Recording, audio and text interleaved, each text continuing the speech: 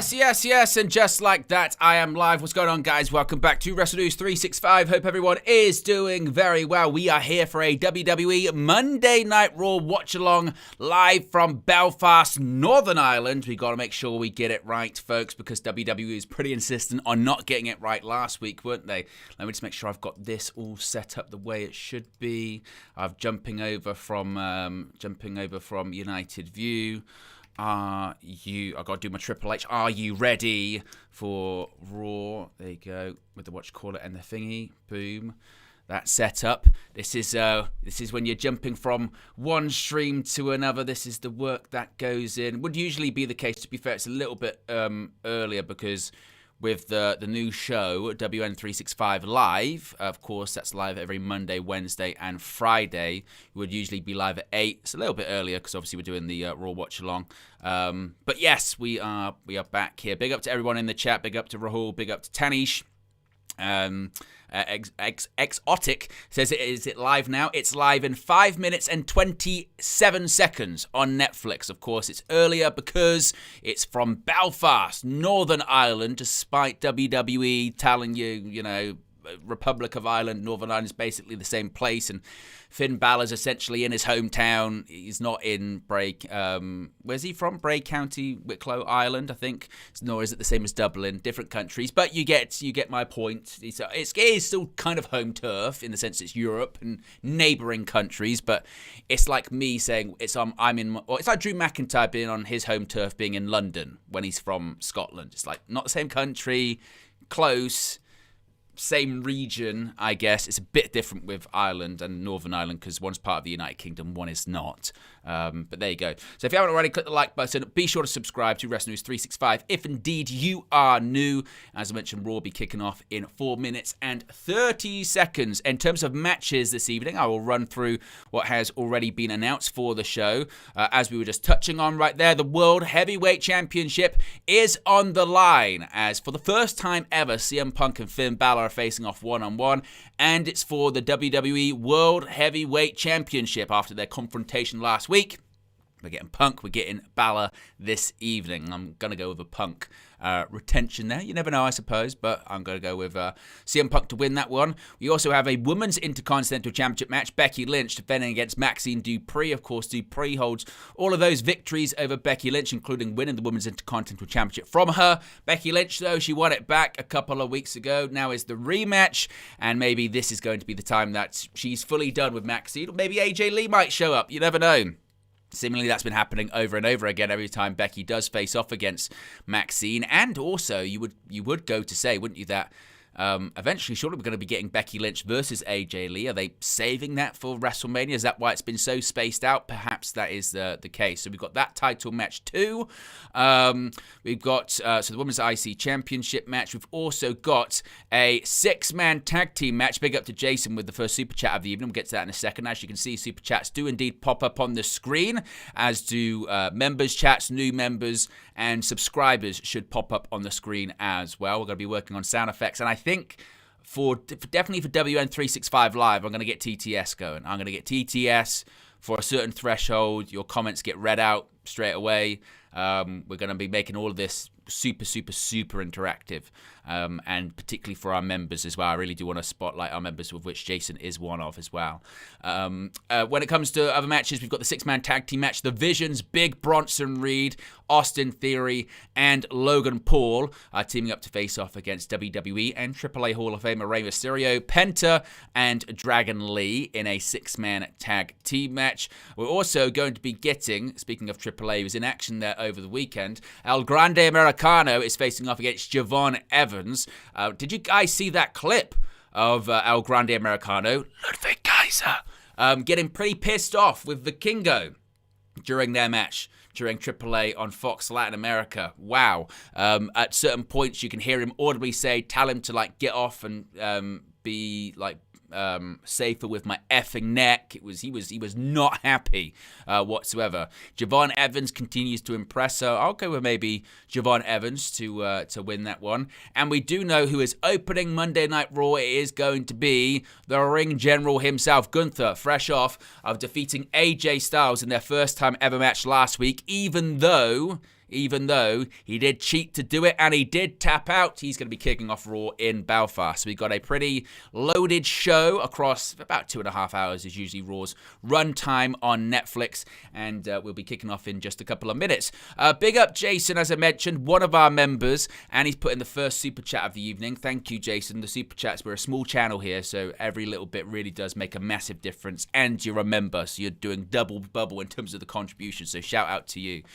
Says, big up Owen, I am here, live, unbelievable. Yes, Jason was telling us, when was it? Was it a couple of weeks ago on, I think for the SmackDown in Berlin, maybe? Or it might have been the Raw that we did that was in the States, the first Raw of 2026, the Stranger Things one. I forget. But he did say that he was going to Belfast, and you got a heck of a main event. Finn Balor, CM Punk, World Heavyweight Championship, and I'm expecting the atmosphere to be great. So, yeah, big up to you, Jason. I'll make sure your super chat gets hearted as well. Zone, one of our members as well, says, yeah, saw that. He was not happy. No, he was not happy indeed, to say the very least, was he, for King, well, Ludwig Kaiser in that situation. And he's very popular in AAA. And also, we're probably not far away from Chad Gable, remember, coming back to WWE television too as well. And that's probably going to involve Los Americanos, of course, Rayo, Bravo, along with El Grande Americano. We're 10 seconds away from the show kicking off on Netflix. I'll make sure I've got everything set up and ready how it needs to be. And we're about to start another watch along here. We're doing loads of live streams on the channel. Of course, the daily news videos, the countdown videos. It's all part of the next evolution of WN365, folks. As the live event is about to start. That is the screen that I'm getting. And reminder as well, a week on Saturday is the WWE Royal Rumble, which means next week is going to be so much content here on the channel. Royal Rumble week, we're going to have the major returns, major debuts, surprises. Of course, it will be live of a watch-along and a post-show for the Rumble on that Saturday this weekend, or for the rest of this week. Obviously, we're live now. We'll be live for the post-show straight after this. We'll be live once again on Wednesday with another WN365 Live. Friday, we'll be live with a WN365 Live once again. And then Saturday, we'll be live with a watch-along and post-show for Saturday night's main event. So we're going to have this, plus obviously the news videos, countdown videos, you name it. It's going to be a big week, action-packed week. Action-packed rest of the month, really. And there we are. Yes, Michael Cole, you said it. This is the capital of Northern Ireland. First ever a WWE broadcast from Belfast at the SEC Arena. They've been going to the SEC for years. It's a regular spot on the European tour, but in terms of broadcasting Raw, this is a first. This is history.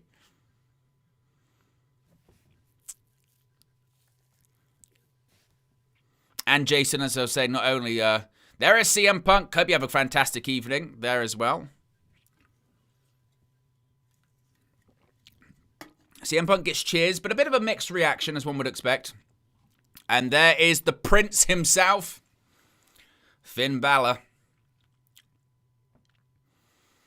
Maxxine Dupri, flanked by the walking Hasbro figure that is Otis, and also Akira Tozawa.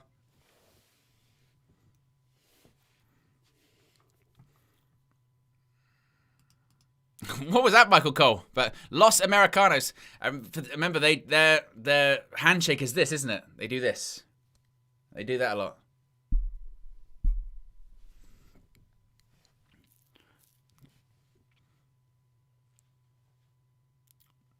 There is Rey Mysterio, Penta, Dragon Lee backstage having a cup of coffee. Of course, they're meeting in that 6-man tag team match. Live on a Monday Night Raw. Oh, look at the pyro as well. We've got pyro in Belfast, folks. And a lot of it. That's how I like shows to start. Let me whack up that volume. You are looking live at a sold-out SSC Arena in Belfast, Northern Ireland.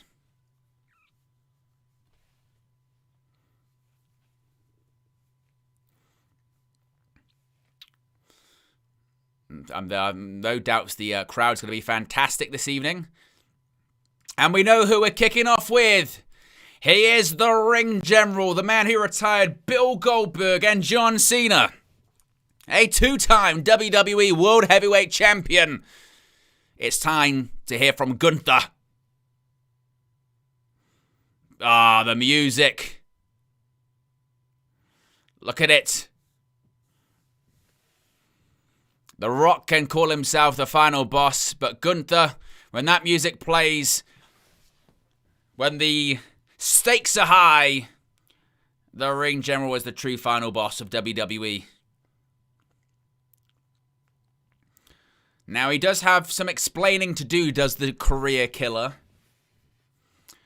Rahul says, is it midday for the Rumble in the UK? I think it's a 7 p.m. start time. I don't trust me completely on that, but I think it's a 7 p.m. start time.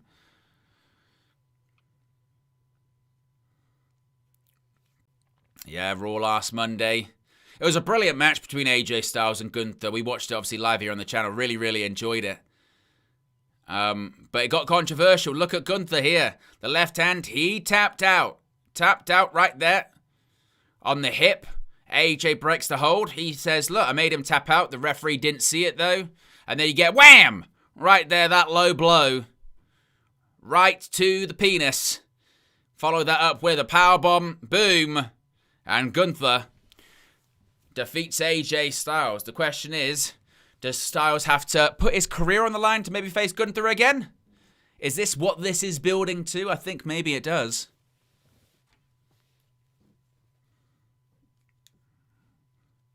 And Gunther just laughing at the boos from that crowd in Belfast.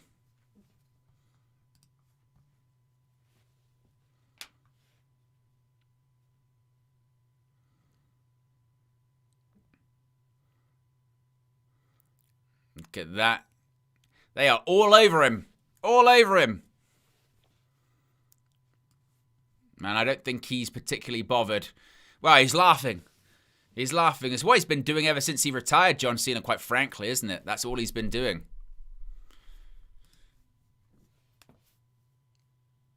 Crowd are chanting, you tapped out, and it's true. Yes, you did. You did tap out. You tapped out last week against AJ Styles. Everyone saw it but the referee. You big phony, you big liar. And every time he's even trying to say anything, they're just booing and he's just laughing. He's telling everyone to calm down. Whether or not they do, I don't know. That is heavy, heavy booze. Big up to everyone that's just joined from United View. If you are new, be sure to click the like button and be sure to subscribe. The aim is 30k in 2026. Gunther is listing his achievements. Two-time world champion, longest reigning Intercontinental champion in WWE history. Put Bill Goldberg to sleep. He made John Cena tap out. Like a little bitch, remember? Like a little bitch. Is what Gunther did. Der Ring General. He says his future looks bright. And the future will lead him back to the World Heavyweight Championship. Therefore,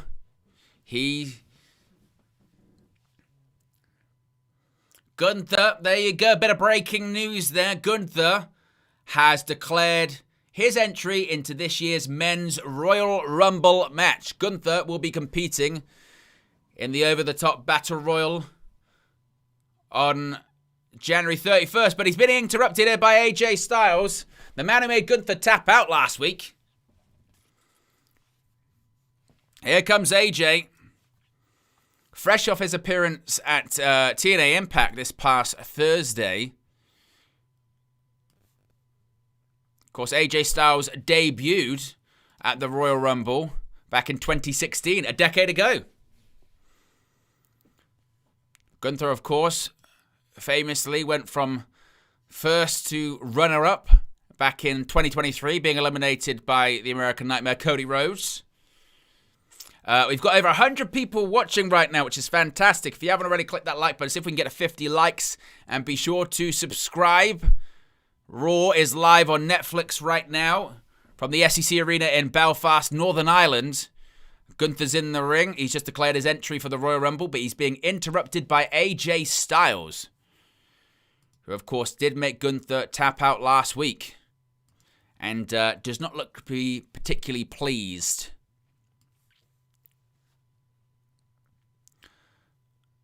Crowd chant for AJ Styles.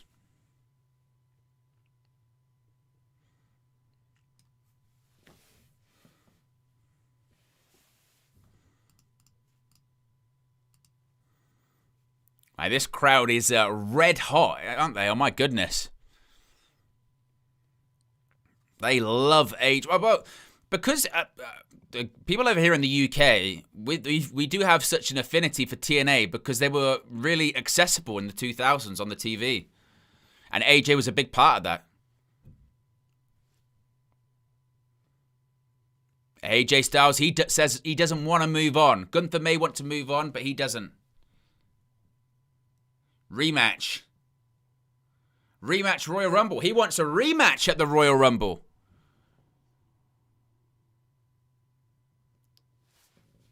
Gunther. Why? Why would he?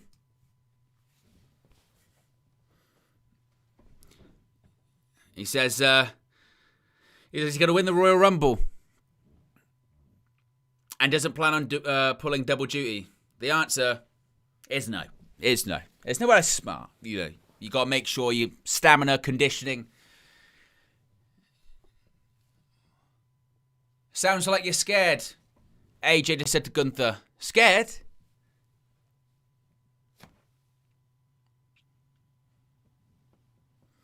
Well, the crowd, they're saying you tapped out. You tapped out. Your hand was raised, but you didn't beat him. Yeah.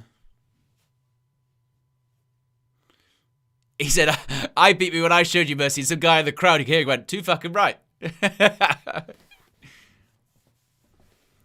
You tapped out like a little bitch.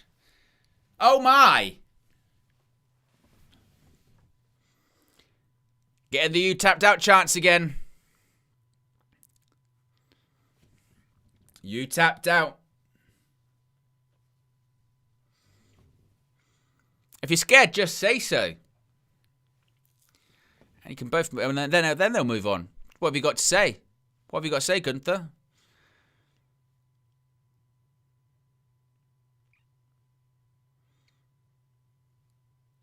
The crowd are calling Gunther a little bitch. They're calling him a little bitch. Well, what do you say then, Gunther? They're kind of... He proved he's a smarter and better wrestler than you. There is no incentive. This is what I was saying, unless you offer up your career. This is where I think this one's going. There's no incentive. There's no incentive. Or maybe Gunther's thinking about it. There's no incentive. This is what I pitched on the post show last week. I was saying about maybe the way that AJ gets another match is by putting something on the line. His career. Actually, there might be something you can do. Name it. Name it. There's some incentive. Name it. Well, the crowd are saying Gunther's a wanker. Now, depending on where you're from, that might mean a couple of different things. Over here, it's not great. Well, it is, well, you know, definition of...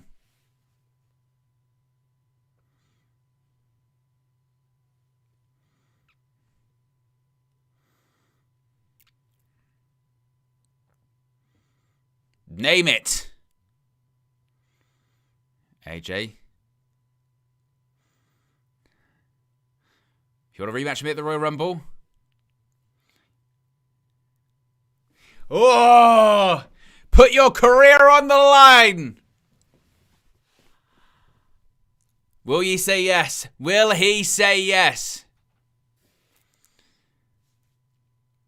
This is it. I mean, Styles said he's retiring this year. Will the career killer get another victim? He said, think about it. Think about it if that's a hill worth dying on. He expects your answer by the end of the night.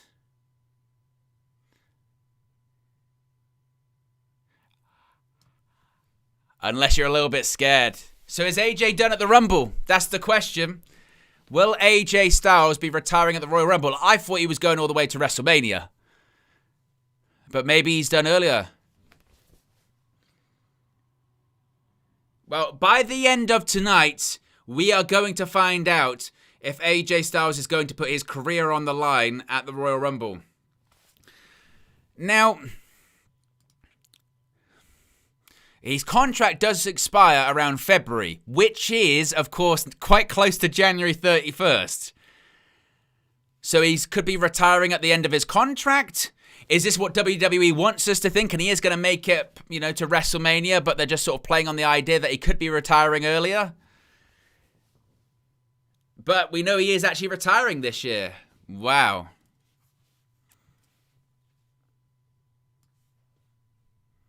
Oh, there's Natalia. But that's not Natty. That's Natalia. That's not Natty Neidhart. We need to see Natty, not Natalia.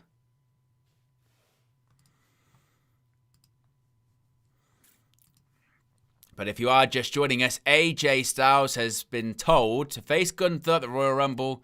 You've got to put your career on the line. And first up, our first match of the evening, we've got some Women's Intercontinental Championship action here. Becky Lynch defending against Maxxine Dupri. And by the way, it must be said, what an opening segment that is. In a day and age where opening segments on WWE television can be very paint by numbers, talk about an opening segment that's got a narrative thread from segment 1 until the final segment of the show. By the end of the show, we're going to find out if AJ's going to put his career on the line. You've got heat from the crowd. You've got the crowd loving AJ. That was a good opening segment. I liked that opening segment. That was good shit.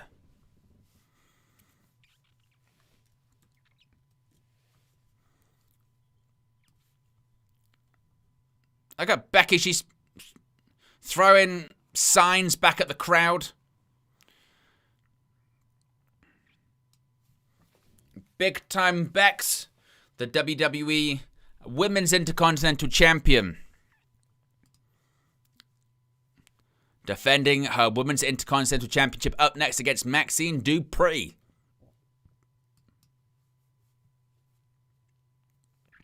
As it's the dreaded commercial, but we'll probably just have Becky Lynch's entrance because this is Raw's Netflix. We've got over 86 people watching, which is great. Let's see if we can get to 50 likes, folks. That's 17 away. And be sure to get in your comment sections on your thoughts on that opening segment. What did you make of it? Matty says, so AJ is done at the Rumble. Maybe. Logic would say yes, but maybe that's what WWE wants you to think. And maybe they're playing on that. And as King of the Indies says, happy to join you from this Raw from... Well, it's Belfast Island, remember. It's not Dublin Island, Belfast Island. Not Belfast Northern Ireland, Belfast Island, because it's all the same to WWE. All basically the same place. It's not. And Becky's doing the classic, it's awful here. It's terrible. The food is awful. The weather's awful.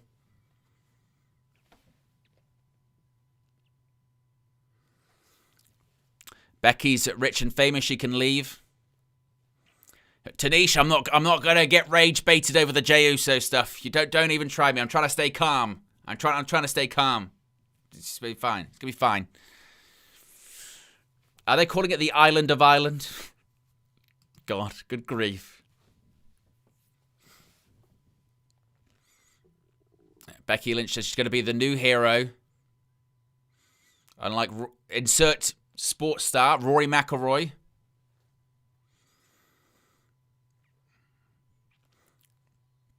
She's the greatest female wrestler of all time, she says. It's not just her. America says it. Sports Illustrated says it. Bleacher Report says it. Big up Jamie in the chat. Making their arrival the only way they know how. With a yeet. Remember, you gotta do it again. Gotta do it again, Jamie. Gotta do it again. Another one.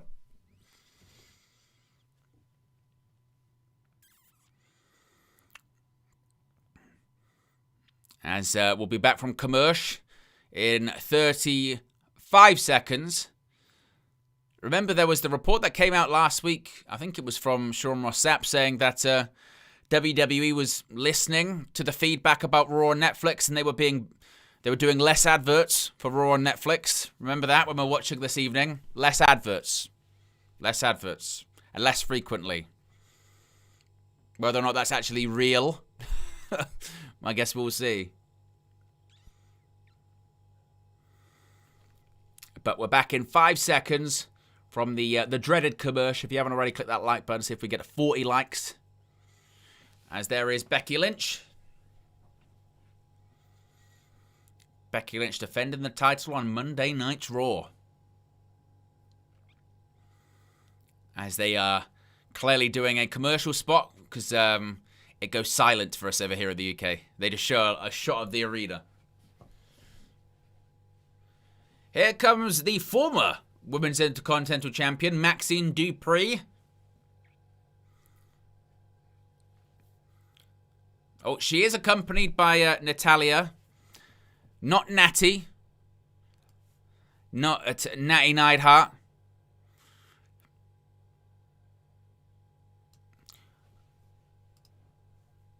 I'm just hoping that maybe, like, at some points in this match, you know, Natty turns on Maxxine Dupri. We say goodbye to Natalia and hello to Natty Neidhart.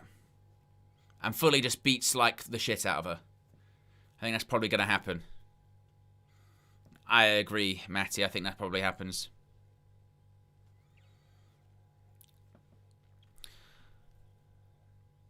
Now, this was Raw 2 weeks ago when Becky won the title back on the Stranger Things episode of Raw.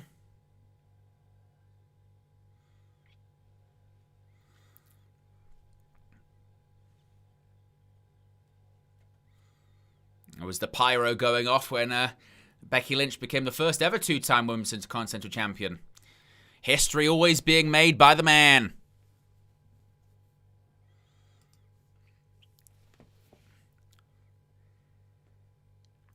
Mark Nash,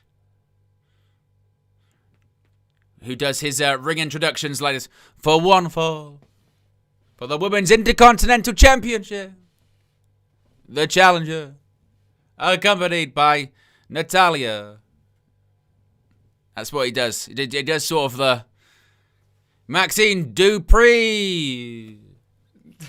For one fall. Anna Rabona. From Dublin, Ireland, which is not Belfast, Northern Ireland.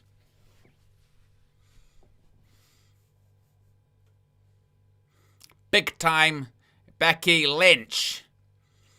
Women's IC champ right there. Prediction for this one in the chat. Last minute predictions. I got to go with a Becky Lynch retention. Becky Lynch retains, and I think Natalia turns into Natty. Maybe post-match. I don't know if it happens during the match. Maybe post-match for losing. How dare she lose? Bow rings were underway. Collar and elbow tie-up.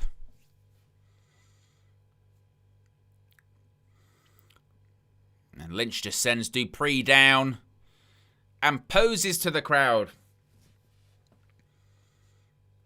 She is a hero, she says. Oof, kick to the gut. Again, this bounces Maxxine Dupri's head. There you go again.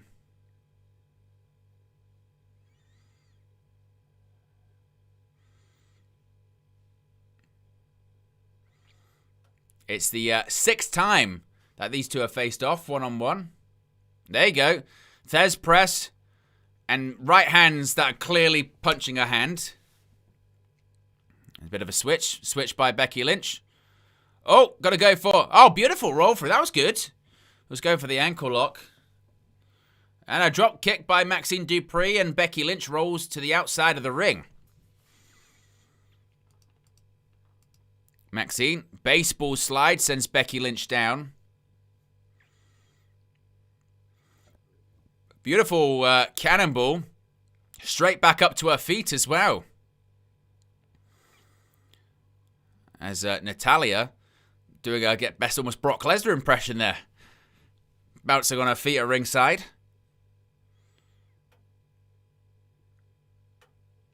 Isn't it amazing how quiet the crowd can go, by the way? I was thinking they were raucous in that opening segment, weren't they? And the action starts. But that can happen a lot with European crowds. Oh, look at that. It was a version of a neck breaker. Hanging up Dupri's neck across that top turnbuckle sort of metal rod. If we are going to commercial, but we won't be missing any action. Or at least over here in the UK. Or depending on your tier list of what you got your Netflix subscription as. Look at that. I mean, Becky Lynch just hurled Maxxine into the barricade.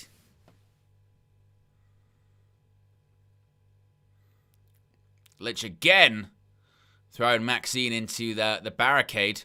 On the hard cam side,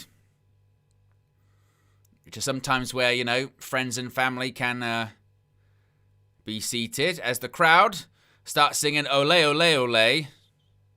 And there's a leg drop by Becky Lynch off the second rope. Cover. And Maxxine Dupri kicks out at 2. 1 like away from 40 likes, folks. If you haven't already, click that like button. Be sure to subscribe to WrestleNews 365 if indeed you are new. Opening contest of the show. Becky Lynch defending the Women's Intercontinental Championship against Maxxine Dupri. Backslide by Maxxine. Here we go. God, puts all the leverage. And Becky kicked out. There's a roll through. 2. Whoa, Becky just about got out of that one. And there's a boot. Just sends Maxxine down to the canvas. Cover again. Maxxine kicks out at 2. As the crowd's clapping.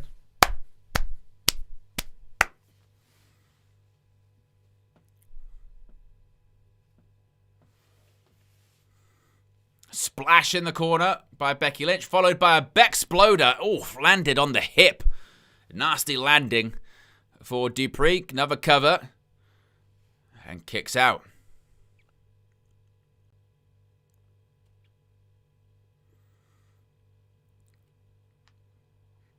Natalia is trying to get the crowd at ringside to be chanting for Maxxine. A light Maxxine chant started and then dissipated rather fast.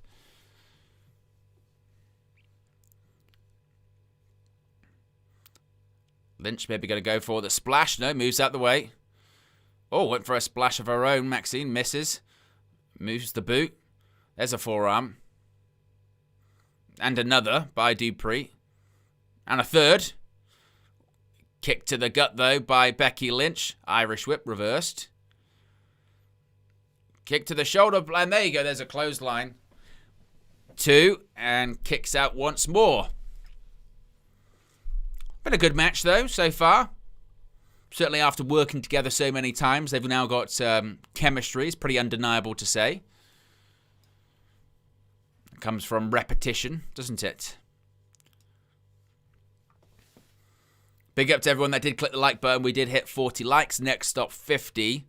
As we're about to come back from commercial with a drone shot.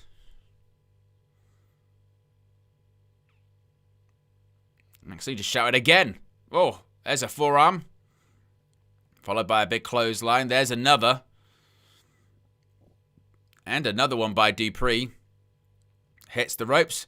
Oh, nice. Knee to the head. Followed by another splash in the corner. And look at these just kicks to the gut. Oh, and another to the midsection. Maybe fisherman suplex by Maxxine. And we're going to get the kip up. The Maxxine Dupri kip up. Straps have come down. And a big step-up leg drop by Dupri. Cover. 2. Oh, Becky nearly forgot to kick out for a second there. Good grief. And I'll be honest, yeah, I know obviously there's a lot made about Maxxine Dupri, improvement in the ring, working really hard. At points, I have felt that that's a little bit forced. But this is probably the best I've seen Maxxine in terms of in-ring. Like I said, in the other matches, I felt like that sort of narrative of she's improved so much was a little bit forced, but this is the best she's probably looked. Oh, she went for a kick, missed with a boot. Oh, there you go. A bit of an eye of a hurricane. 2. And kicks out. Good pace to this one as well, though. Good opening contest here on Monday Night Raw from Belfast at the SEC Arena. SSE. That's right.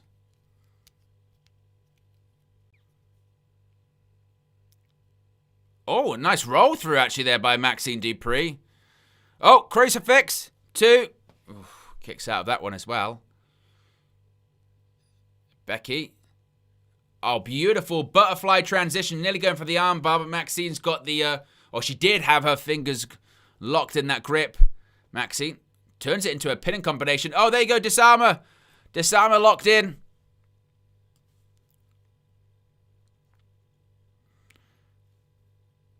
Becky trying to roll through. Maxxine, oof, kicks out. Oh, the ankle lock. Ankle lock's locked in. Ankle lock's locked in the middle of the ring. She's on the Slim Jim. She's on the Slim Jim, damn it.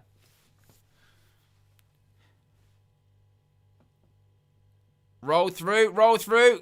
Roll up, roll up. No. Oh, went for that big spin kick. Oh, a bit of version of a chick kick there, I think. Shade of Trish Stratus. Oh, Becky, that's twice. You forgot to kick out twice. Refs pulled his count twice. That one was the most blatant there. That's twice in this match that Becky Lynch has basically got her timing wrong. Like, is she okay? Has she had a bell rung or something like that? Because you saw the ref clearly pulled that one.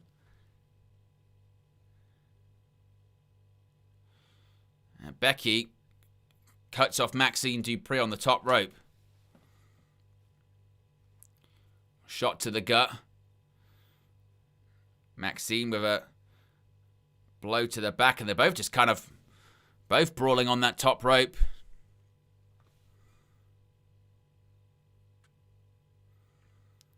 Becky maybe going for a superplex off the middle rope. Got to transition into, a DDT. Oh, beautiful sell by Maxxine Dupri. There's the cover. Maxxine Dupri, she's not having any issues with her timing. She kicks out at the right time. 2.5.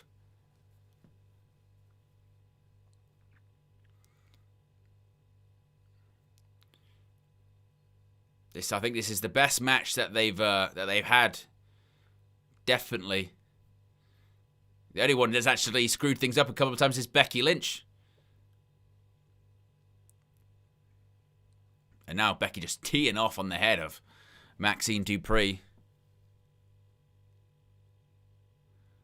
Becky, or maybe Becky, she's thinking to undo the top turnbuckle. Oh, roll up. It did get exposed though. Oh, that top turnbuckle has been exposed. Oh, no. Oof, blocked. German suplex by Maxxine.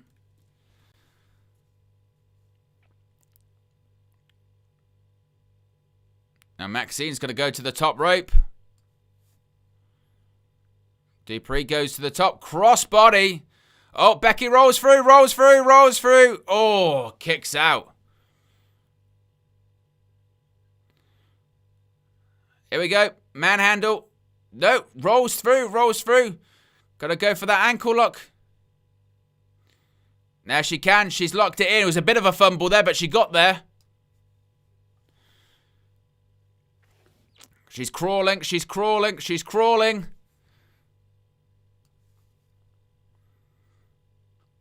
Whoa, Maxxine nearly goes into that exposed turnbuckle. Put the brakes on, though. Oh, Becky, she bounces off it. Don't know if she caught all of it. One. What the hell? Natalia, she put Becky's foot on the rope. Is this Natty? Is this Natty?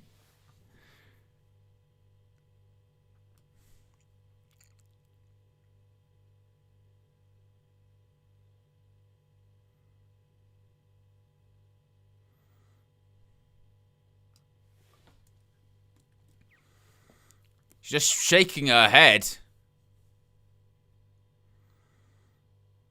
Uh-oh, manhandle slam. One. And Becky Lynch retains the Women's Intercontinental Championship after Natalia has turned on Maxxine. I don't really know if the finish got the reaction that maybe WWE was expecting. But, you know, it was quite obvious that was going to come. But I tell you what, in terms of the match, that's the best match those two have had. Like, by far, it's the best match that they've had. The finish, you could see coming a mile off. It was not perfect. Maxxine basically missed the kick, and Becky nearly forgot to kick out a couple of times. But it's probably the best match they've had. Definitely. Oh, here we go. And now, Natalia is just teeing off on Maxxine Dupri. And now she's just stomping on the face.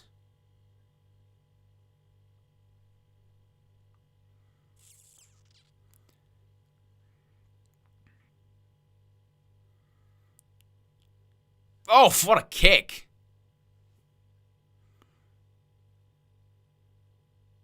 You're never going to learn.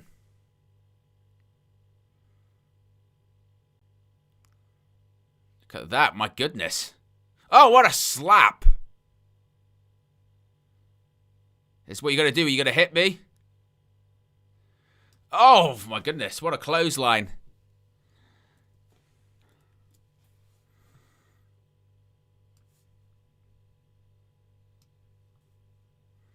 Look at that kid.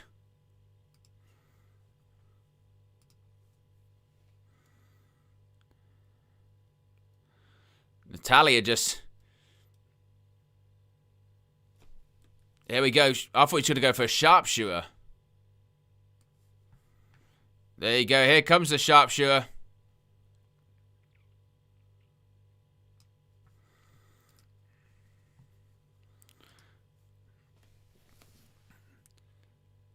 Maxxine Dupri tapping out. It doesn't mean anything. Natalia still look at this, beating the hell out of her. It's getting a bit awkward now. Where is the referees? There's only one ref.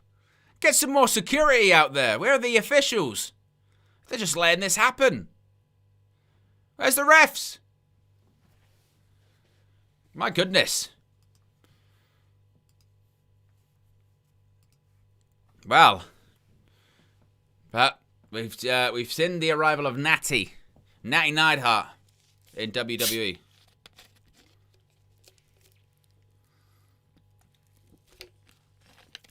What the hell's this? Going after her again. There's still only one ref. Get some help out there, for goodness sake. Look, there's only one ref.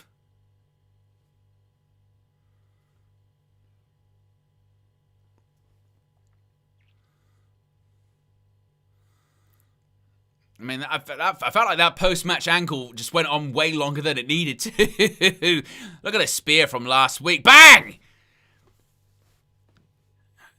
Nearly cut him in half. There was that big spear by Bron Breakker to Penta. That was when Adam Pearce, of course, tried to stop Breakker, but just too many people in the vision Doing a madness last week.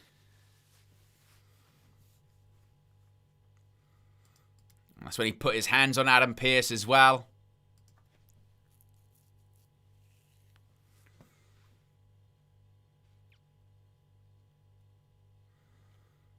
Oh, suspended. Suspended indefinitely.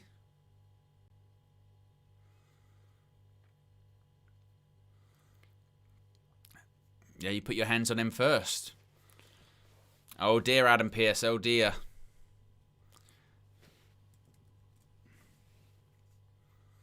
Adam Pearce talking to AJ Styles. Of course, Styles considering if he's going to put his career on the line to face Gunther at the Royal Rumble.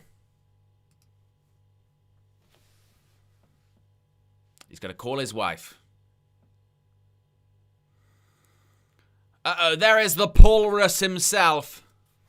Paul Heyman, WWE Hall of Famer.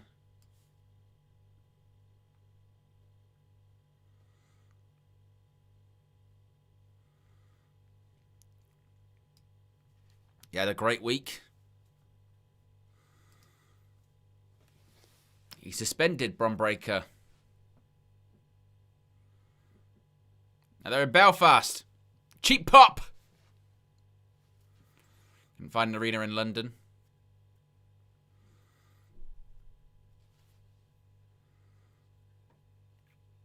What does Heyman want?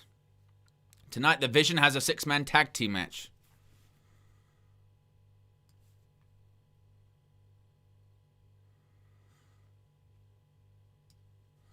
They should be on their best behavior. Guilty until proven innocent.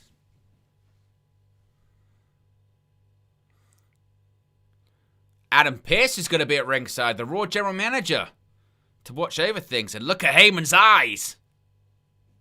He's giving the evil stare. His old Paulie.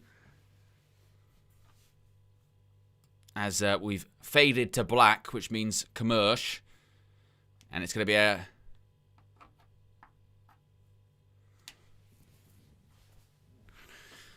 Los Americanos and El Grande Americano. It's Pete Dunne, Tyler Bates, and Ludwig Kaiser. Good grief. With their handshakes. Remember, it goes like this. That's their handshake. That's how it goes. 5 likes away from 50 likes. If you haven't already, click the like button. And be sure to subscribe to United View, WN365 if you are new. Can tell that's pure reflex. No pun intended with the fleck. And look at that, Ludwig Kaiser. Talking Spanish. You only understand one language.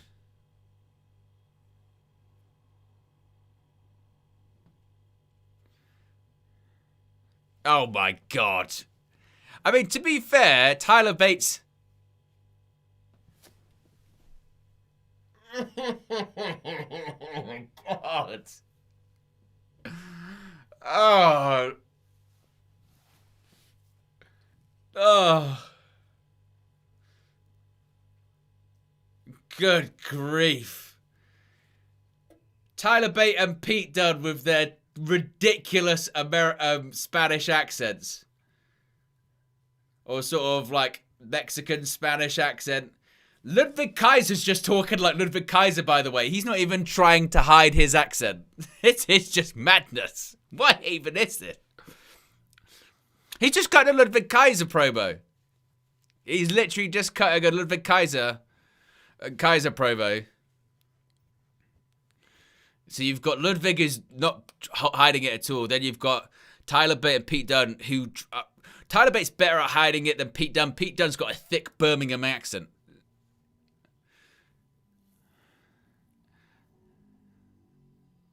Good grief. Lawrence says, kind of wish I had ads now. Hey, it's not bad. But I'm with you. I know how you feel. Well, I got to get back to the action.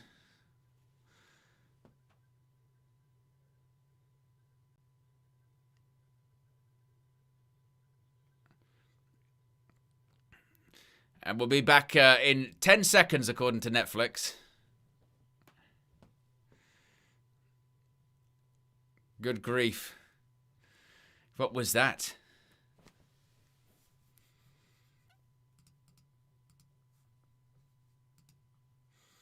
As they're promoting the WWE Collegiate Legacy title bouts.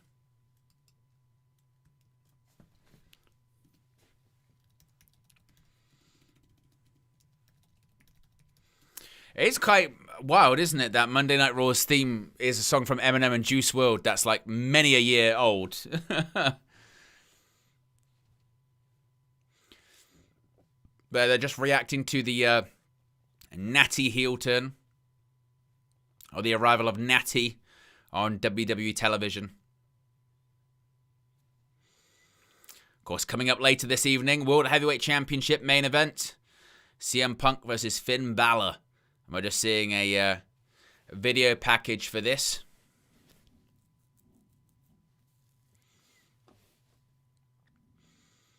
The road to WrestleMania goes through Punk. Will he be defending his title at WrestleMania? It is still kind of wild that it's Finn Balor. Finn Balor's getting a world title opportunity when he hasn't won a match on WWE television since like last summer. Like it's been like a full sort of 6 months since Finn Balor last won a match of any kind on WWE TV, let alone a singles match. But if CM Punk wants to put his title on the line, then I guess he can get it. Even though it doesn't really make, not a huge amount of sense, but it is what it is.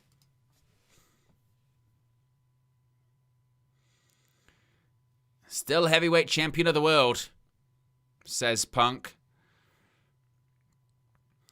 Will it be a Belfast banger? We'll see. Wade Barrett.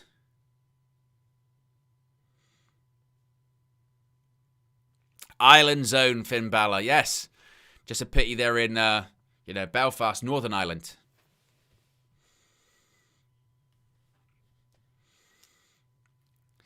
Yeah, World Heavyweight title on the line. We've already seen one major world title change in Europe.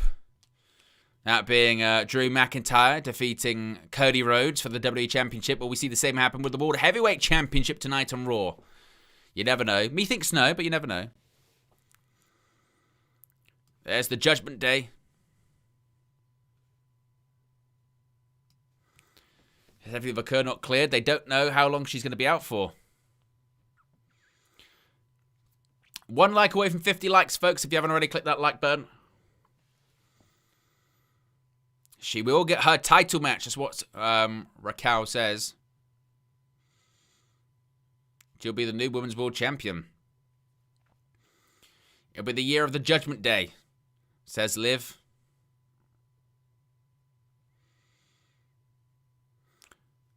Liv Morgan says to Roxanne, I thought you were a liar, schemer, shady.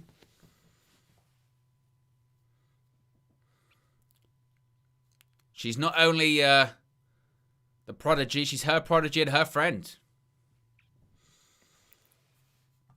She won't let her down. We'll see.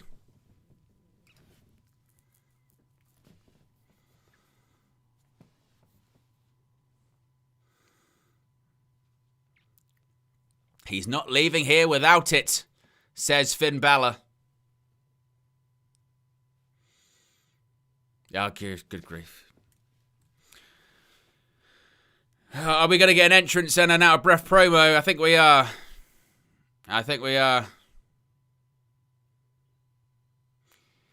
Here we go.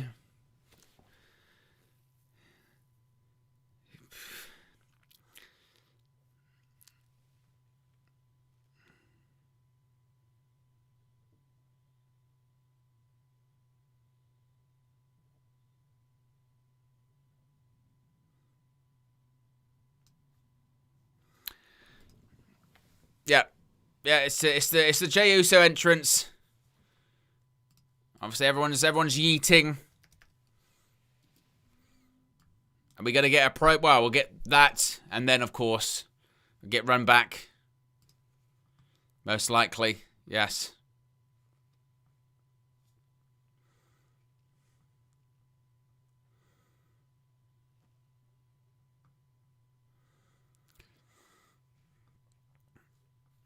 Crowd continues to say, just me, Oos.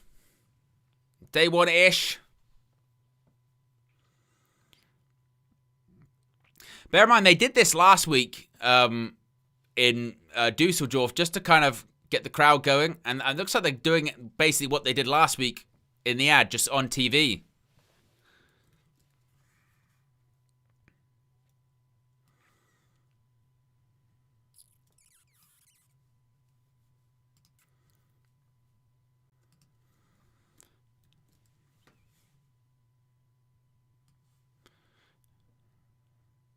He's in Belfast.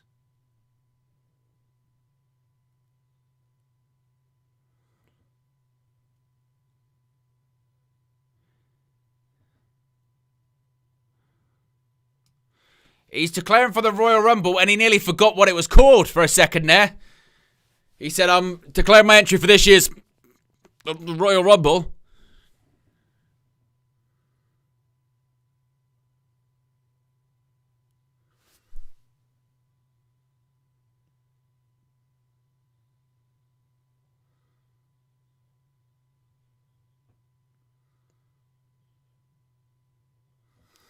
I mean, look, it had a purpose, i.e. he's entered the Royal Rumble, but in terms of the promo, I mean, it was catchphrase, catchphrase, catchphrase. I'm entering the Royal Rumble, catchphrase, I'm out of here. Good grief. Well, there's Adam Pearce with the New Day backstage.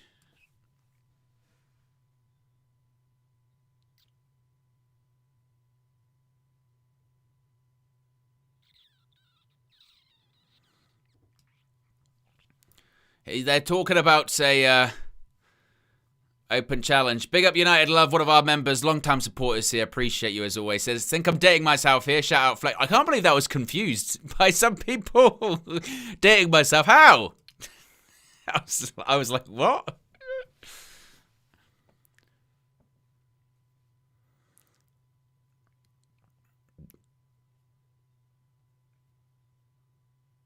Well, he's a bold-headed tyrant. Well, here comes the Vision.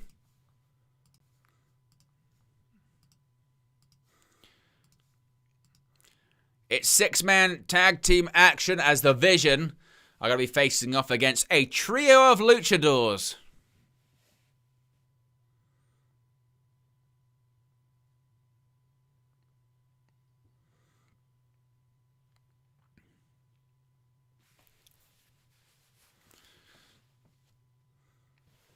And look at Logan Paul. He's very happy that he's with Paul Heyman.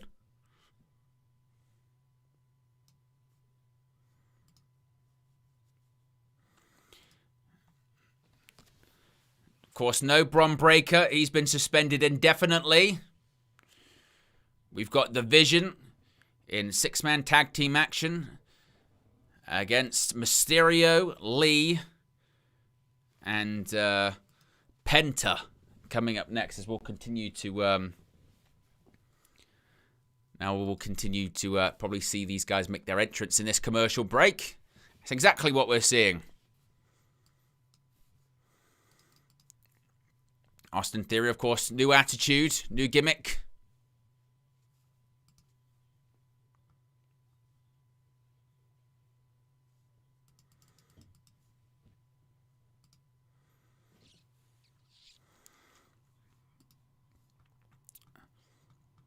Yeah, I saw that as well, that Logan Paul was selling a Pokemon card for a significant amount of money, like $10 million. I mean, I didn't really know all that much about that kind of stuff, so yeah.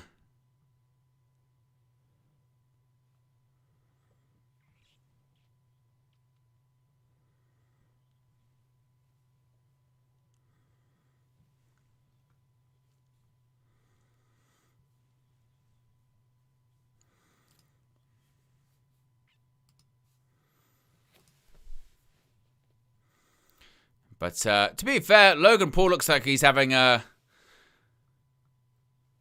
great time, doesn't he? Big up to everyone who has clicked the like button. We did hit over 50 likes, which is fantastic. Remember, the Netflix ads are more strategically placed now, remember? And there's less of them, allegedly.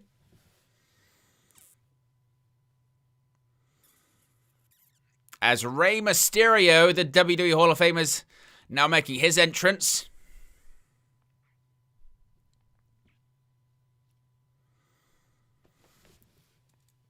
He's making his entrance alongside Penta and Dragon Lee.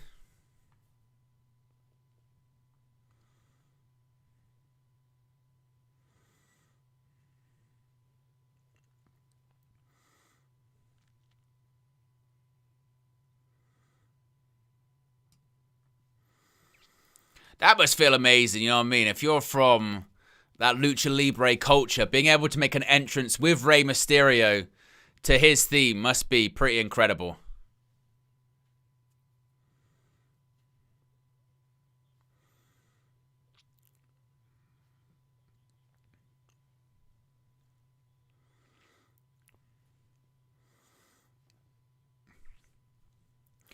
I wonder how long Mysterio is going to keep going for. Because to be fair, I'm just sort of... We'll see him during this match and he'll be flying around like no problem. I mean, like sometimes, you know, just watching Rey Mysterio walk now. It's one of the first times I have seen Mysterio sort of walking around that I've gone...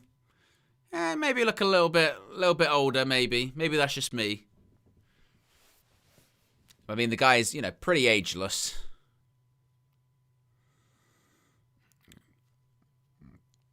Cody Rhodes has The Undertaker on his podcast this week. I wonder when that was filmed, considering that the WWE Championship is in the background, even though that Cody's not the WWE Champion. Would maybe imply that one was recorded a while ago? Perhaps? Maybe.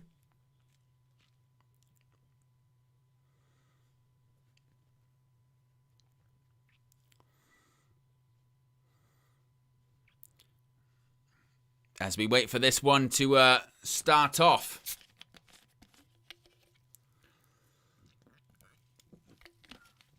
Remember, Adam Pearce, the Raw General Manager, is at ringside to make sure chaos doesn't break out. That's what he says. Bell rings were underway. It's going to be Austin Theory starting things with Dragon Lee.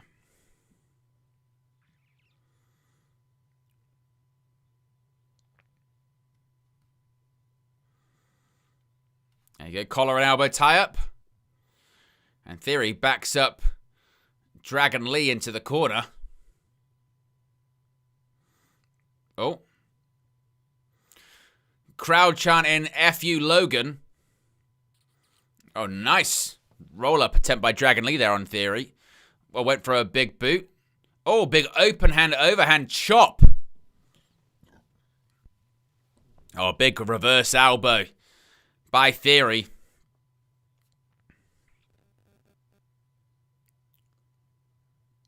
Theory says he'll break Dragon Lee in half. Pause. And in comes Logan Paul, and in comes Penta. A smooth operator. Not many people realize that. He is a smooth operator. And Logan Paul, look, Logan Paul's mocking him. Saying that he's a smooth operator. And there you go. Oh, and a kick right to the gut / hip. And now Logan Paul just teeing off on Penta. Oof. Kick right to the chest. Ducks the clothesline.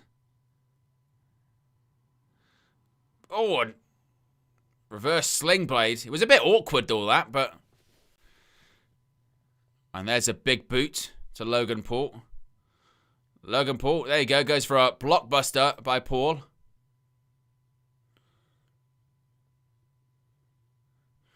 Logan Paul says he's going to hurt Penta. Is it just me, or does it look like Penta can't do, like, Irish whips? Because that's already a couple of times springboard. Oh, and a big uppercut by Logan Paul. But a couple of times, Logan Paul tried to sort of shoot Penta to the ropes, and it looked like Penta didn't really know what to do or how to do it. But there's Orzilla, Big Bronson Reed, and Rey Mysterio. And the crowd obviously into Rey. Crowd are chanting 619. Oh, goes under. Oh, there's a kick to the head. Goes for a cross body, but he's just caught off the ropes again. Ducks under. Rey. Gonna turn it into a bulldog, perhaps. Oh, my word. What a back suplex. That was nasty by Bronson Reed. Look at Heyman just laughing at Adam Pearce. Yeah, agrees. Looks like he's antagonizing Heyman. Well, Heyman's antagonizing, Adam Pearce. And Logan Paul with an uppercut in the corner. Frequent tags indeed. Irish whip. Oh, look at just big splash in the corner. Now Theory.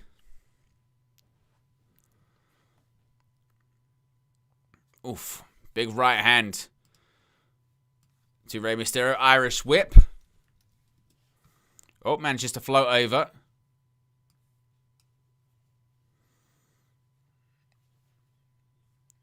There you go. There's a step-up kick by Penta. And look at this.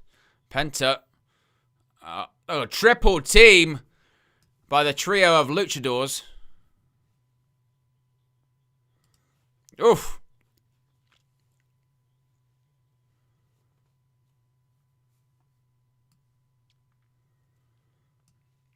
Here we go. Oh, look at the dive. Tope con hilo over the top rope.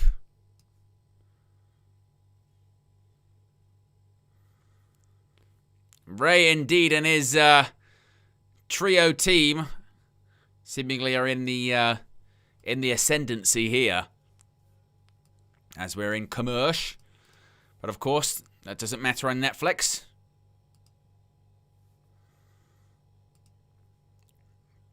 Crowd chanting, "This is awesome."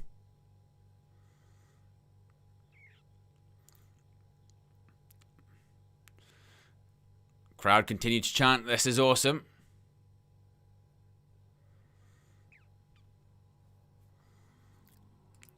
Dragon Lee certainly on the rise in WWE. One would think he must have signed a new contract. His contract reportedly was set to expire at the end of last year, but seemingly he's still with WWE.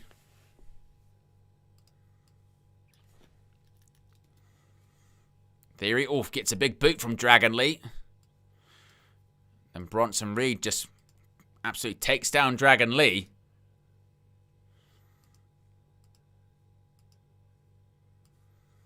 They're calling Bronson Reed, "You fat bastard." That's not very nice. Sizist and discriminatory. How dare you, Belfast?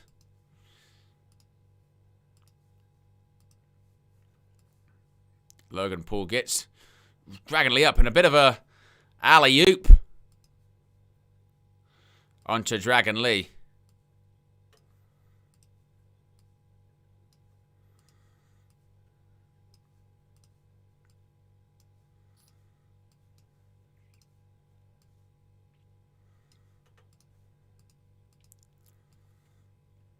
And now Bronson Reed just stomps to the back.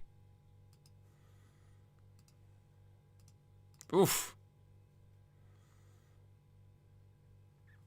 Now Bronson Reed just absolutely stomping the hell out of Dragon Lee. Good grief.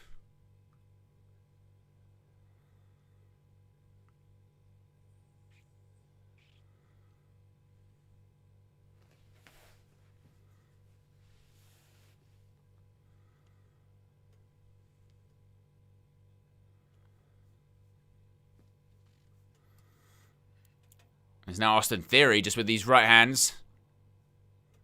Oof.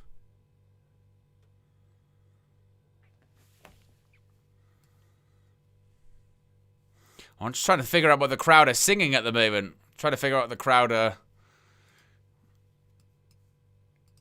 are singing.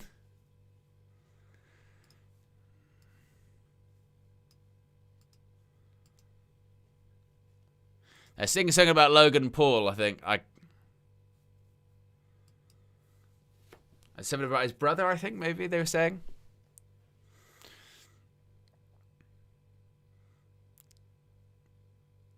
The Vision in control of this one as the show resets. Theory, oof, a fall-away slam, and that was a nasty, nasty landing. Actually heard Adam Pearce just literally mouth, "God damn." You saw him go. That was a horrible landing.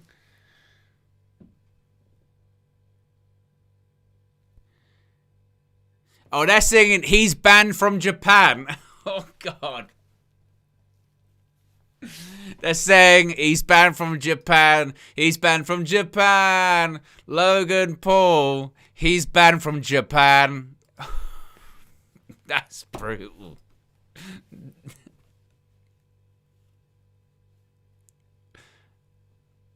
Oh, God grief.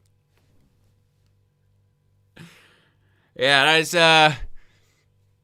hey, that's the Belfast crowd for you. Backdrop drop. Oh, Bronson Reed tried to just kick out his legs and sit down. Dragon Lee rolled out the way though. Oh, look at that, going straight into your living rooms was Bronson Reed, taking out both Dragon Lee and Rey Mysterio. Excuse me, Penta and Rey Mysterio. Oh, beautiful powerbomb into a power slam and broken up by both Penta and Mysterio.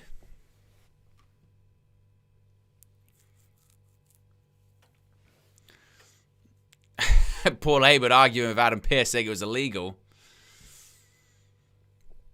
Went for a senton, does Bronson Reed, but Dragon Lee manages to avoid disaster there.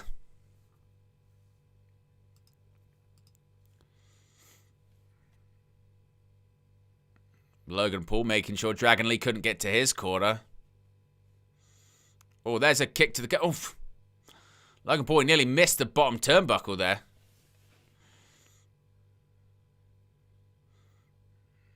Look at those shots.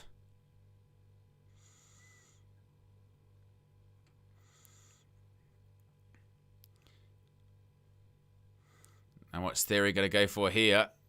Oof. What was that? Well, Dragon Lee got there in the end. It was it didn't really work out the way I think he thought it would. It kind of bounced and then didn't get off the ropes. He did eventually, which is still a feat of athleticism in itself, but he kind of nearly didn't get there for a second, which was kind of wild. Anyway, Dragon Lee tags in Rey Mysterio, ducks under, Rey off the ropes. There's a drop kick to the knee.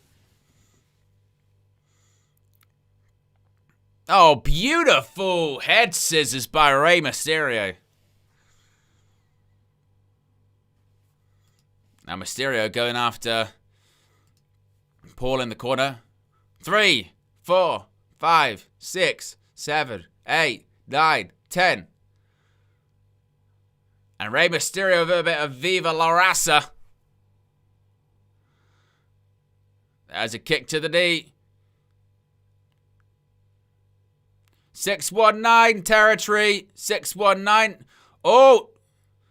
Austin Theory, he caught him. Penta has tagged himself in. I don't know if Theory realizes. Well, he does now. Oh, nice. Head scissors once again by Mysterio. Penta, clothesline in the corner. Step up kick. I think... Oh, goodness. Penta driver. But he was about that close away from dropping Austin Theory on his head and breaking his neck. That was scary. And you know what? I'm going to go out on a limb here and just say, there's something... I'm not sure Penta's all the way recovered from his shoulder injury, you know, because he's looked off this whole match. Rey Mysterio sliding under. Oh, he's caught by Logan Paul. Look at the strength by Logan Paul. Military press. Oh, and Ray on the barricade. But Penta, like, when Logan Paul was trying to give him Irish whips earlier on, he couldn't really take them. And even that, like, he looks off.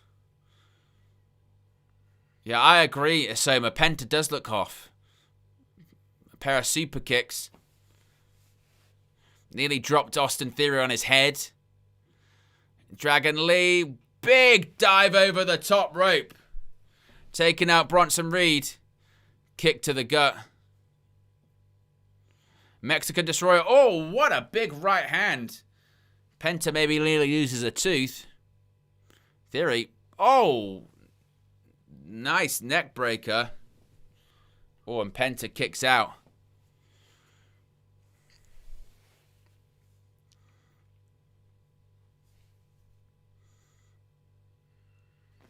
Uh-oh, Heyman. He's up on the apron. And Adam Pearce, he's trying to sort stuff out. Logan Paul. Are they brass knuckles? And the ref and Adam Pearce, they've spotted it.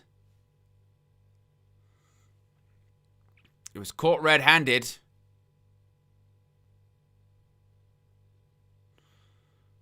He spotted it. He spotted it.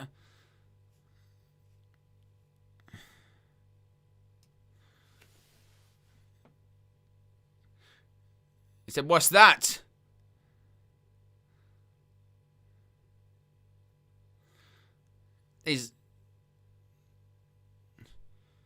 They're arguing. What are they arguing?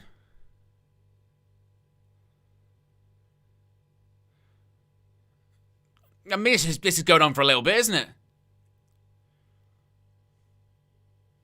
Rey Mysterio. Rey Mysterio.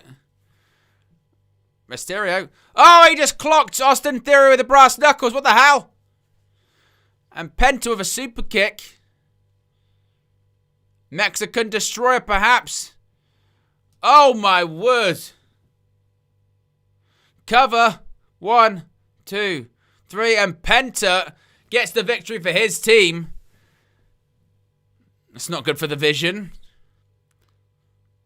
Talk about making the Vision. I thought like Bron Breakker was going to show up or something like that, but just the Vision are just idiots.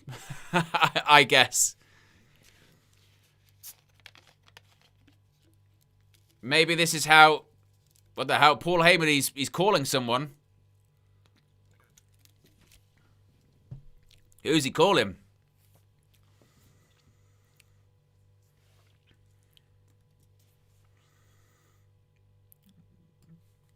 I mean, I don't really know what that does for the Vision at all, by the way.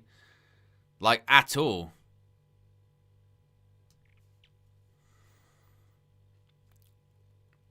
But, okay, Jackie Redmond's with CM Punk.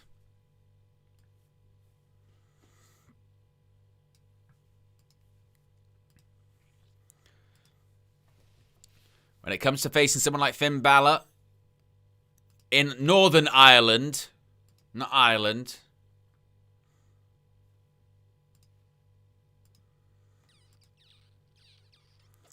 by being the best in the world. He's playing an away game. If you haven't already, click the like button and see if we can get to 60 likes. We're 7 likes away.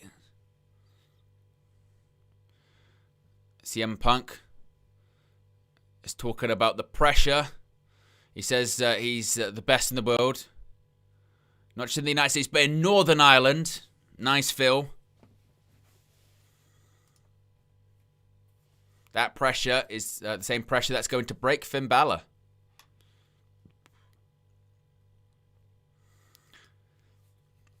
It is the main event this evening. CM Punk versus Finn Balor.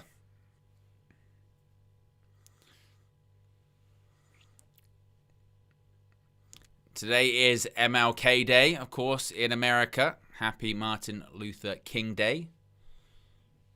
As we're just seeing a video package celebrating the national holiday.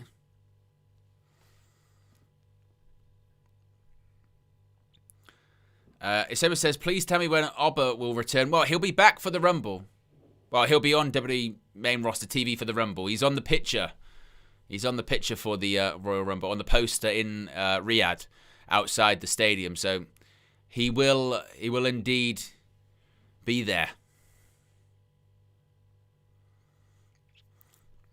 Matty says, the Vision are done. Theory already taking pins. It was quite curious because, now what year was it? Was it last year? Last year, WWE, they didn't even do any MLK stuff, which was weird considering they usually do. But they are this year. Because last year they didn't. And there was obviously a lot of backlash for that.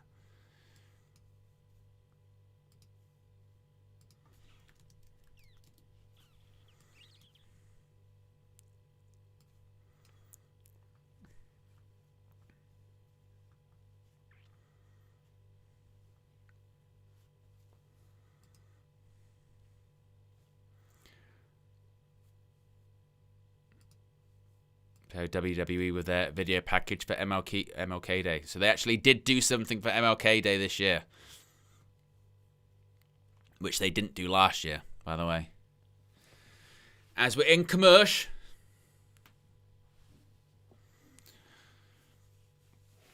Kathy Kelly doing an interview. We'll see who our guest is in just a second. We saw Lunther. Who's Lunther, Kathy Kelly?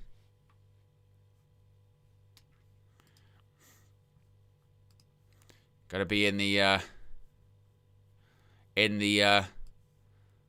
oh, there's Grayson Waller.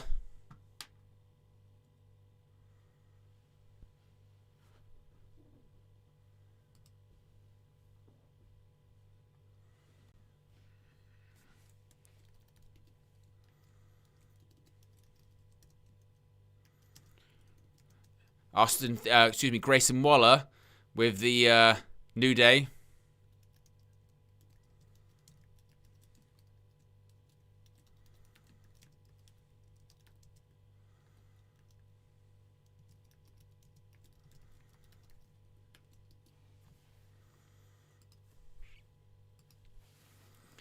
There's Xavier Woods talking some smack. Of course, there's going to be that tag team contender.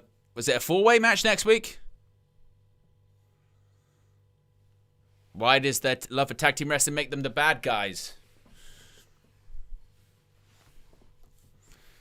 Kofi says he doesn't want to be in Northern Ireland.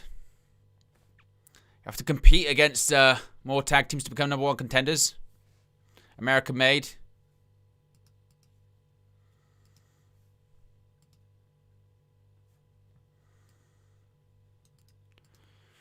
And they said they will beat the Usos to become the new tag team champions.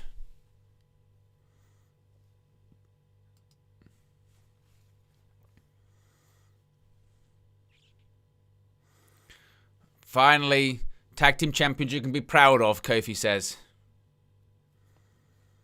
Thank God for the New Day. On the island of Ireland.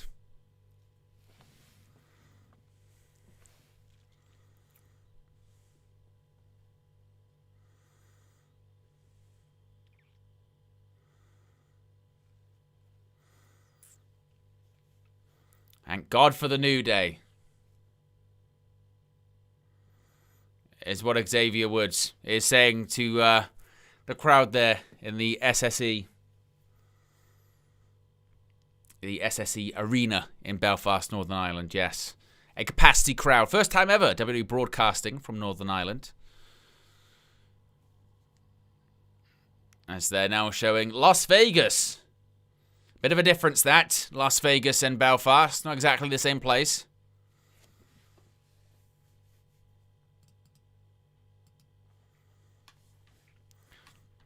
They're showing WWE World. Of course, that's in April. Only a few months away. Madness. How quickly a year can pass.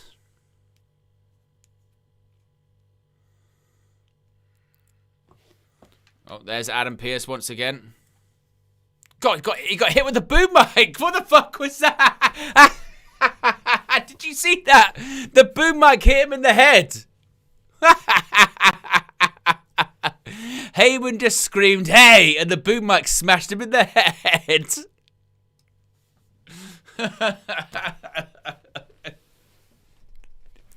What kind of madness is this? Netflix is paying for it. Ugh. I didn't even know what happened. Go for Adam. Well, here comes Io Sky.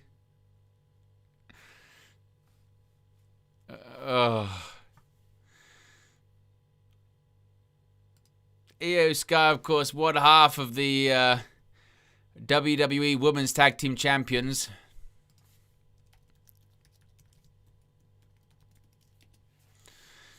That might be one of the highlights of the show. Heyman just getting bashed with the microphone.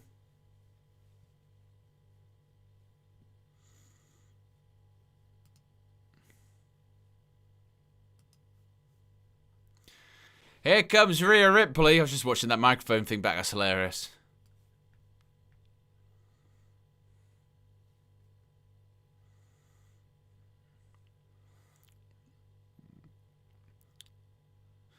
There's Rhea Ripley. Rio, however they want to say it. Of course, the women's tag team division stacked at the moment. You've got Rio, you've got the Kabuki Warriors, you've got Charlotte Flair and Alexa Bliss, Lash Legend and Nia Jax. Of course, they're defending the titles this Saturday at Saturday Night's main event against Liv Morgan and Roxanne Perez.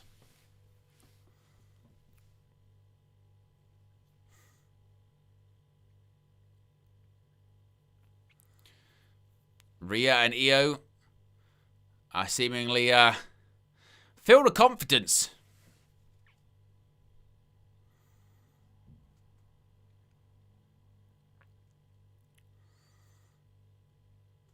Of course, these were 2/3 of the triple threat match for the Women's World Championship at WrestleMania last year.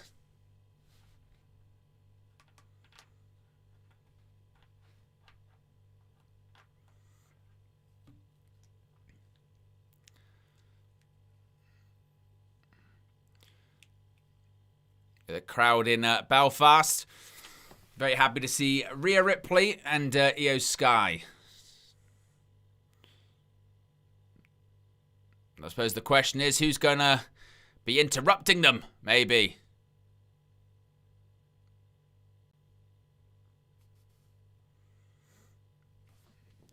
That is the question indeed.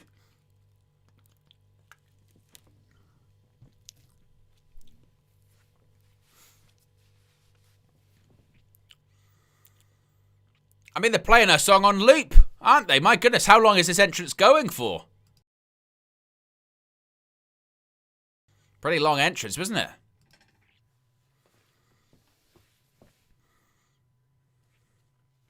I mean, we're going to get a Rhea Ripley promo of Belfast. Mammy's on top. Welcome to Monday Night Rhea. Monday Night Rio.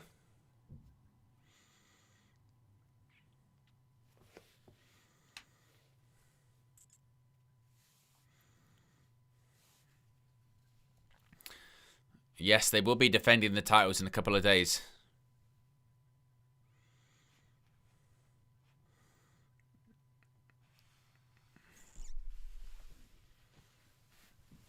The question is, what is the question? Liv. Rox.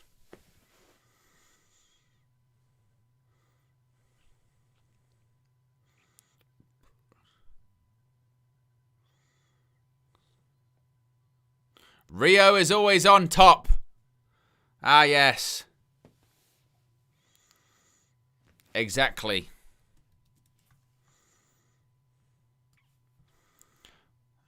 They have an announcement.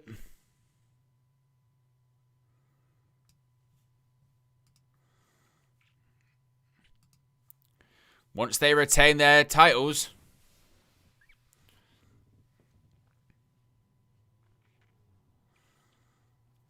I'm sensing something Royal Rumble-ish.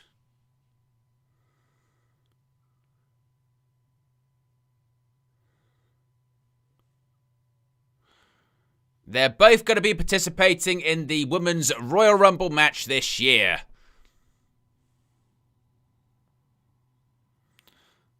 Oh, here comes Liv Morgan. Told you there was going to be an interruption. Wouldn't be a Rhea Ripley promo without it.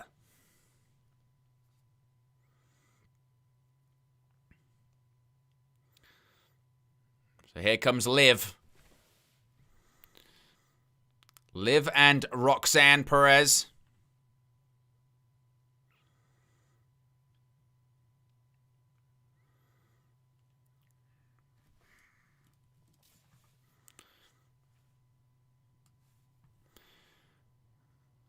Calls them delusional. You must be more delusional than I thought. Taking them to the clubhouse this Saturday.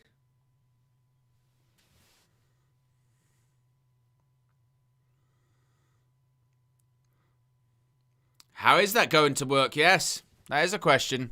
Can you trust each other? Have a friendly piece of advice. What is it then? What is that piece of advice? Don't shy away.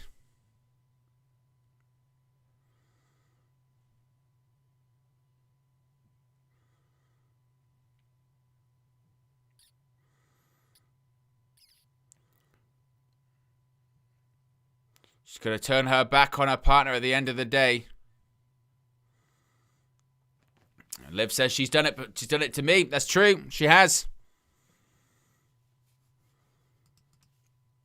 Her selfishness is going to get the better of her, leaving her with nothing and no one.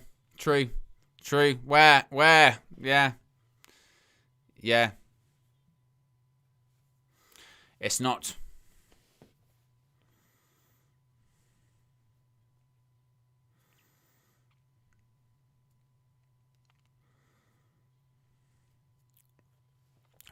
Well, Liv, Raquel, and Roxanne are also entering the Women's Royal Rumble.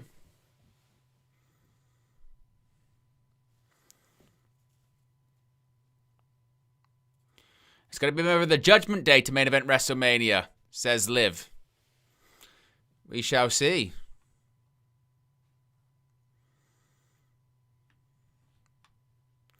Seems like prediction, says Rhea.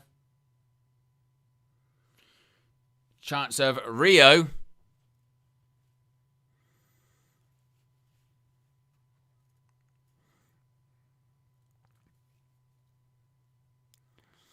All of you are in the Rumble, that's true.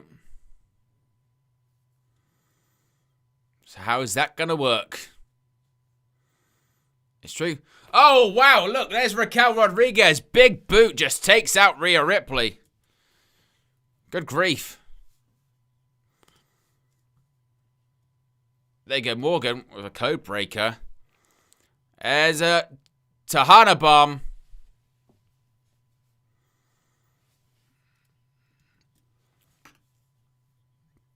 And Rhea Ripley, there you go, she's trying to fight back. But, of course, the numbers game is just going to be too much.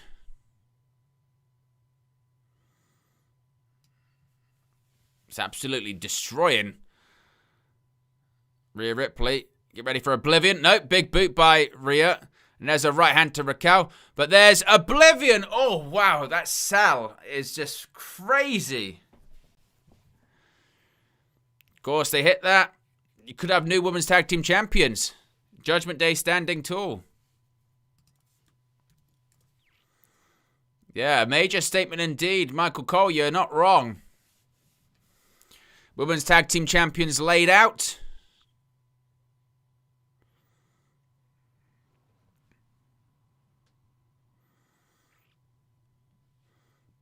Might not be long until, once again, the Judgment Day have a lot of gold in the clubhouse. Currently, they're lacking, but maybe not for long. As we once again back in the dreaded commercial. Yes, the dreaded commercial.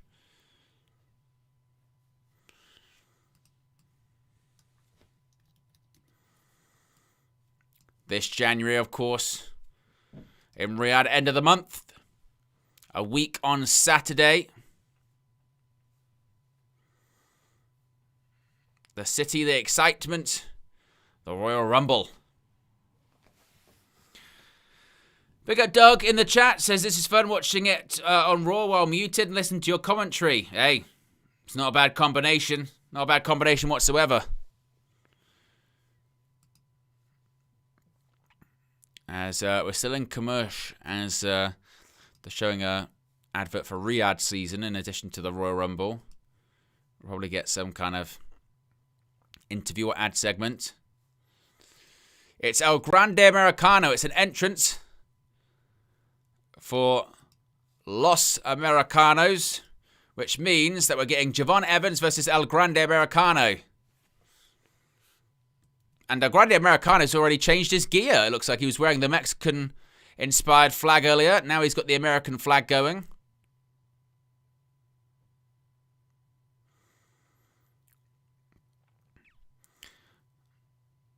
I wonder when Chad Gable comes back, are we going to be getting sort of Los Americanos versus Gable and American Made? Probably something like that, aren't we? Of like, you guys stole my gimmick kind of thing. I think that's kind of the direction this one's probably heading in.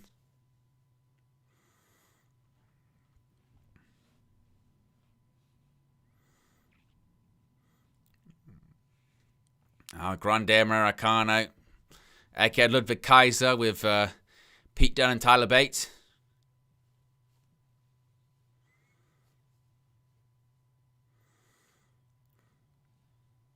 Michael Cole saying there's not a lot of history to be found about El Grande Americano. Maybe you're not looking hard enough, Michael. Maybe that's it. Did you not hear those accents in that interview earlier on? From Tyler Bate and Pete Dunne. Excuse me, Rio Bravo. And practically authentic, okay? I struggled to understand him, the accent was that thick. Definitely not made up. It's still real to me, damn it.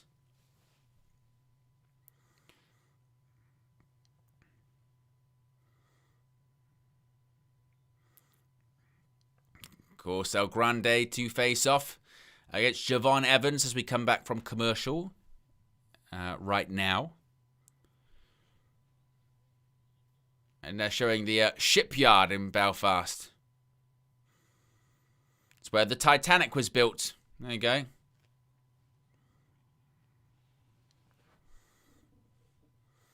And maybe you don't want to have too many Titanic references on Raw. People could start drawing comparisons. Would be maybe ideal.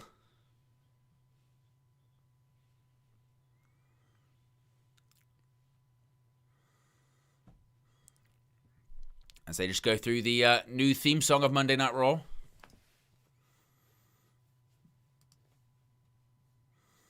Oh, there's Bayley backstage.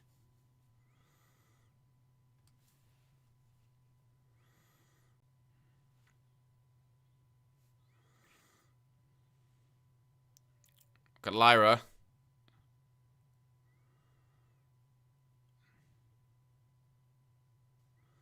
She's finding it hard to be positive right now. Not building momentum as a tag team.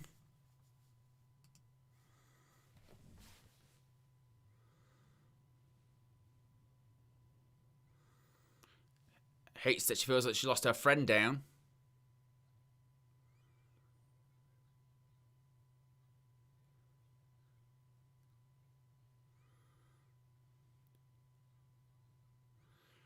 They have all of 2026 to look forward to.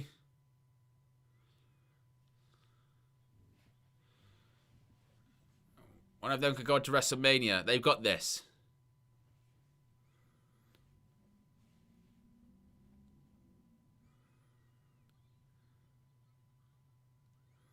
No. So they're both entering the Rumble, I guess. Right. That was a weird segment, but okay, fine.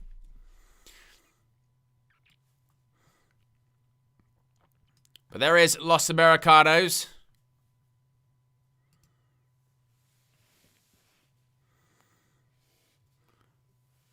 We're one like away from 60 likes. If you haven't already, click the like button. And make sure to subscribe whilst you're at it. For WWE Monday Night Raw from Belfast.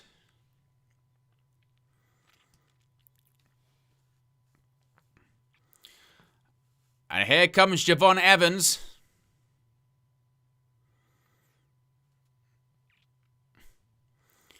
Always makes me laugh at his entrance. There's a lot going on there, isn't there? Like that entrance, there's a lot happening, isn't there? He's very excitable, Javon Evans.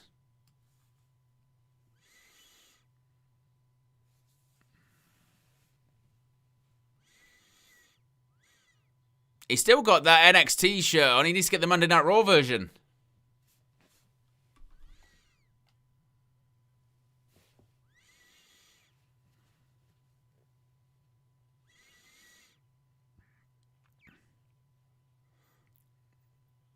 Los Americanos don't look particularly impressed, do they? I don't think they do. Now, Grande Americano is giving him a bit of an evil look. Should be a fun match, though, this one.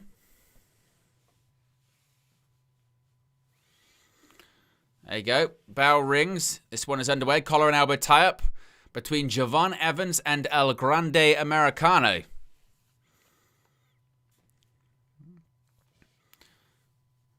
Of course, just a couple of nights ago, 48 hours ago, El Grande Americano was in Mexico City.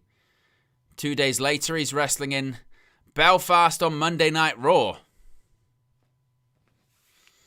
Which is something. Oh, El Grande Americano catches Javon Evans. Goes for a kick. Maybe you go for a roll-up. Sweeps the legs. Nope. Oh, nice. Goes for a... Oof. That was one hell of a roll-up, wasn't it? His shoulders were pretty stacked there. Ludwig Kaiser, excuse me, El Grande Americano with a little bit of an applause. So drop kick. Kingston! Did Michael Cole just call Javon Evans Kofi Kingston?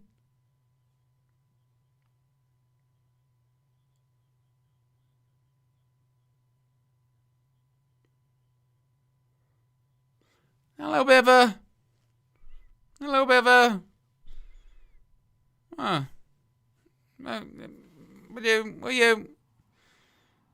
What do you mean by that, Michael Cole? What do you mean? All right, we'll leave that. We'll leave that one. That one there. Try not to dwell on that one too much. It's a bit odd. See, Corey Graves tried to cover for him as best as he can. Well, I don't think Kofi would mind the comparison. That'll be he's a very good wrestler and it's fine.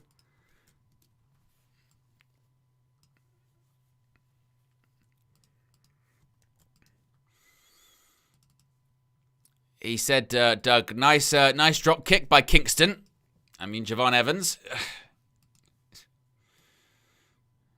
One of those, okay. Yeah, it wasn't great.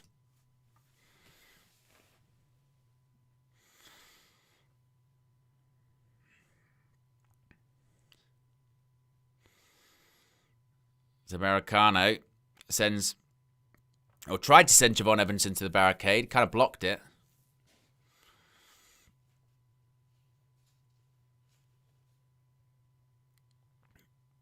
Oh, jumps to the steps.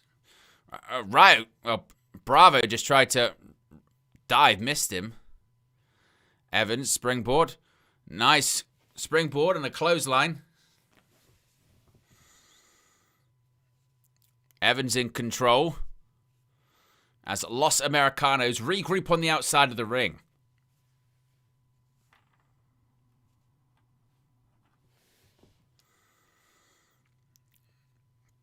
But Los Americanos, the barricade, just try to regroup a little bit. can't believe Michael Cole said that, by the way. The more you think about it, calling Javon Evans, like, to take a drop kick and just going, nice drop kick there by Kingston. Go, what? What did you say? Yeah.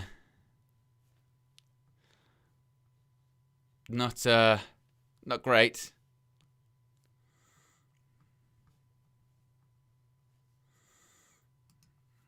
On Martin Luther King Day as well, you know. Calling Javon Evans Kofi Kingston is not ideal, is it? Oh. Uh-oh. Javon Evans looks like he might be injured here. Because El Grande Americano is trying to sort of taking his time. He just shouted to the corner as well, "Are you good?" The doctor's with Javon Evans. Javon Evans might be injured here. Javon Evans is talking to the doctor, and they're trying to pad for time. So Javon Evans might be hurt. El Grande Americano is talking to the referee. They're purposely not shooting Evans.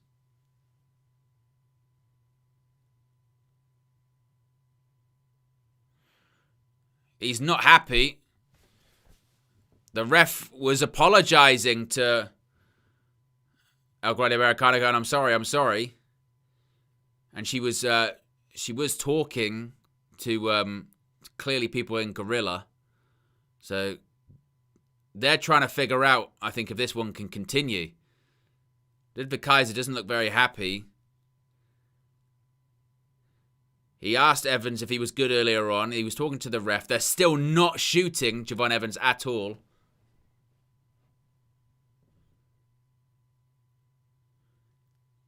I wonder where he got hurt.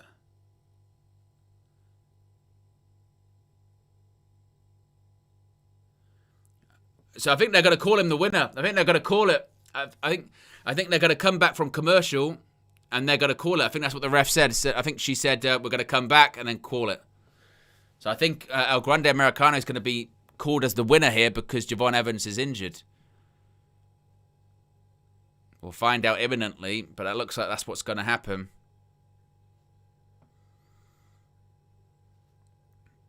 Yeah, Javon Evans, he's there. He's injured, and yeah, it's called. They've called it. Javon Evans no longer to medically compete. So El Grande Americano wins. Well, I don't know. I'm not sure what the spot was. Maybe it was that like springboard clothesline. He did land a bit awkwardly. But yeah, I think it might have been. I think that's where it was. I think it was that springboard clothesline, and maybe either dislocated his shoulder, tore his pec. He's holding that there, which that would suggest. That suggests to me maybe a torn pec.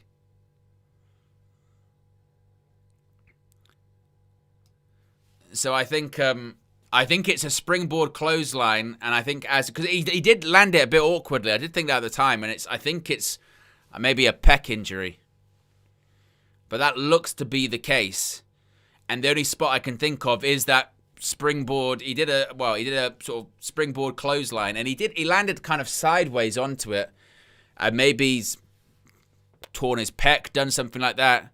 As soon as they went to commercial, Americano goes around the ring a couple of times. And yeah, they've called it. Now they're showing once again a recap of Natty turning on Maxxine Dupri earlier on in the evening. And they're clearly trying to pad for time because they thought this match was going to carry on. But the match has been cut short. Which sucks. That really, really sucks. Javon Evans, young guy, just got called up to the main roster as well. Really, really unfortunate for him. The likelihood is he would have probably won that match as well, you would think. He's been appearing in AAA as well. So we go back to the backstage area with Finn Balor.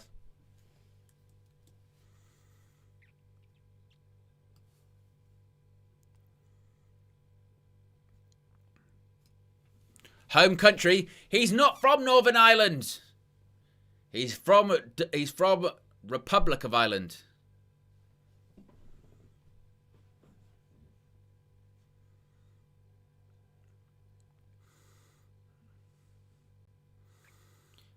Finn Balor with some words for CM Punk.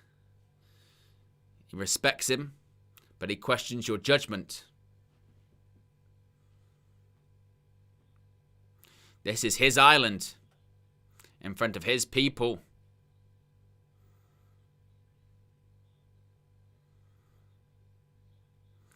And says tonight there is going to be a new Irish World Heavyweight Champion. There is not. I would be very surprised.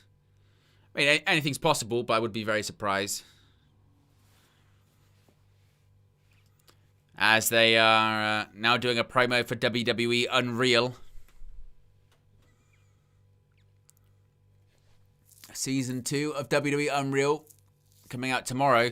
There was a sneak peek that was going around about R-Truth. I think this is what they're going to show.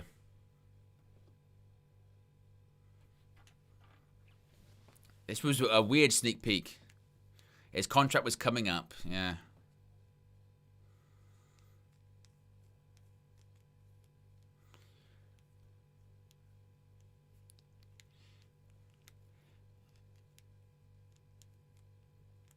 Because Triple H was...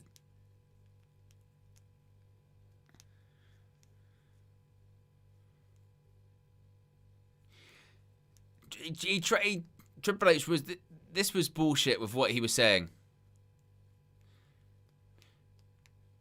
Because he basically tried to blame R-Truth and say he went onto socials and he was fired. And he wasn't fired. He was never not under contract. But that's not what he said. He said that he was told his contract wasn't going to be renewed. And then you get Road Dogg kissing Triple H's ass going, oh, it made perfect business sense. And then the irony is they brought him back and they haven't used him. And also, Triple H's explanation there is basically, we were far apart on details, so we're telling you your contract's going to lapse. So Truth goes onto social media going, I've been told, I'm leaving WWE. And Triple H is like, well, that's not what was said, and this, that, and the other. Well, no, that is kind of what was said. Like, the explanation there is kind of BS.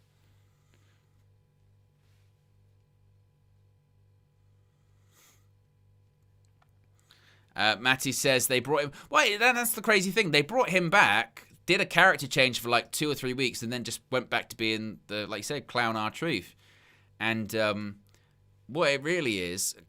And this is why it's so important to know the real story. When WWE, when they've done like this, like Unreal, or when they do WWE documentaries, a lot of people point out that it's natural. Any company does it, but they tell the WWE version of the truth, which unfortunately sometimes isn't the actual truth, isn't what actually happened. What actually happened with R-Truth was his contract was coming up, and what Triple H is saying there is accurate in the sense of clearly both sides are far apart, and then R-Truth is told, we are letting your contract expire, right? We're letting your contract expire. So R-Truth goes on social media and says they're letting my contract expire. As of this date, I'm not going to be offered a new deal. So that is effectively being released. You can split hairs and say, well, being released is having an existing contract that ends at a certain point and being told we're breaking this contract and we're notifying you that we're releasing you from your contract, but we're not renewing your contract. That's a different thing. But it still results in the same outcome. You leave WWE at the end of it. It's still the same process. You still get paid until a certain date and you leave. You leave the company. So for Triple H to kind of imply of, well, no, we didn't fire him, and we're going apart on money. We were hoping that he could come to us and say, okay, let's talk. I want to stay. And it's actually for, it's going to be less. This is what it's going to be.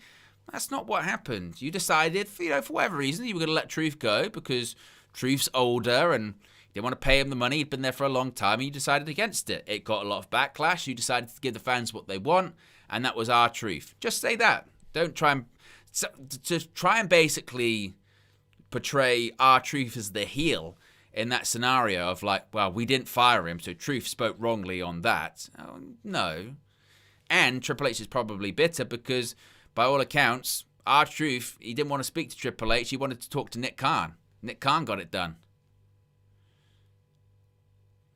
Here comes Obafemi.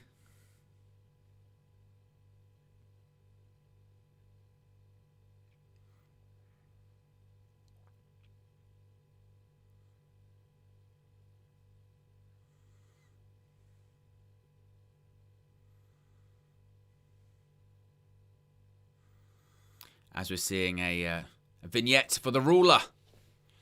There's the vision.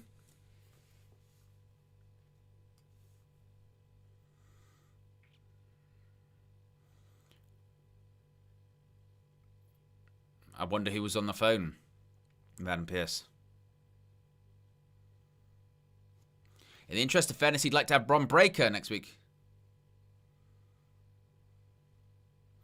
Because he'd like to talk to him eye to eye like a man. Smooth it over.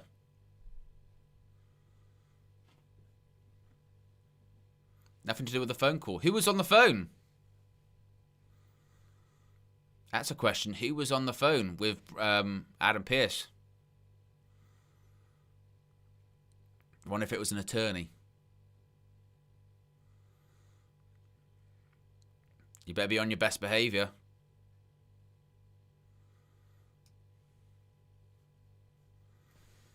Who was it? Who was it?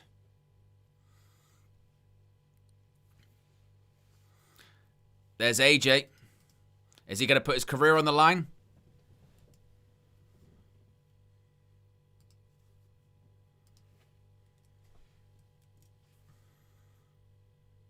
Said exactly what I was thinking. Kick his ass.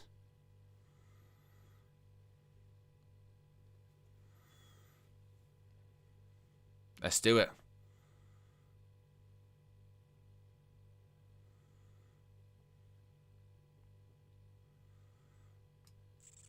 Is official. AJ Styles puts his career on the line at the Royal Rumble. Wow, well, maybe that's going to be it. Maybe we are going to see AJ Styles retire from professional wrestling at the Royal Rumble. It is official.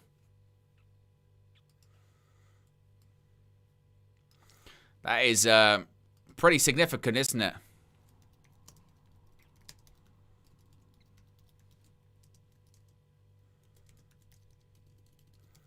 As they're just highlighting Saturday night's main event.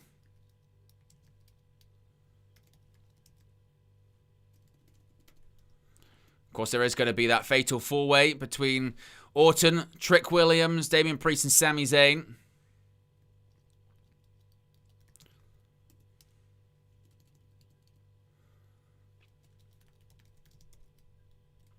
AJ Styles retirement match versus Gunther.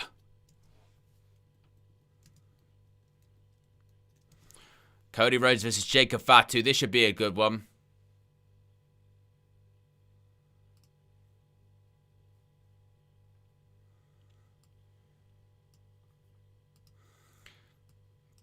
Yes, the Samoan werewolf indeed.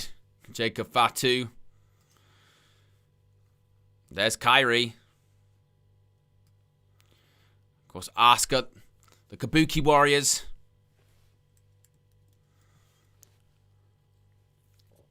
Said you embarrassed me.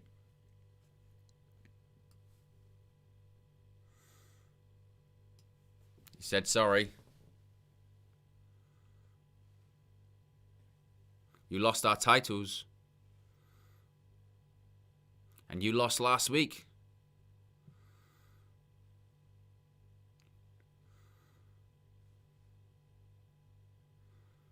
I was hurt as much as EO turning on me.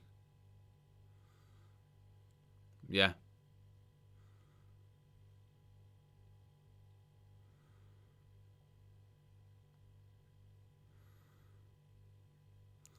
She promises that Asuka will win the Royal Rumble. She'll do anything.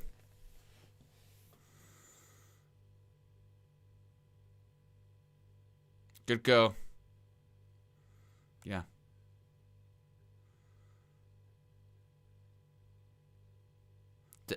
Yeah, don't make me yell at you again. Yeah. Yeah. Yeah. Good. Good. Good. Good. Yeah. Good. Healthy. Good relationship. Well, here comes the WWE World Heavyweight Champion. We're going to get set for our main event. CM Punk, he says he's playing an away game. The WWE World Heavyweight Championship is on the line. It's CM Punk versus Finn Balor. It's time for your main event. As the cult of personality plays.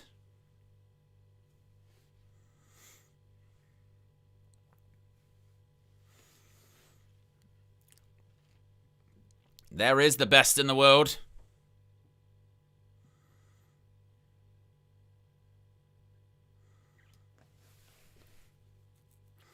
The best in the world, the World Heavyweight Champion.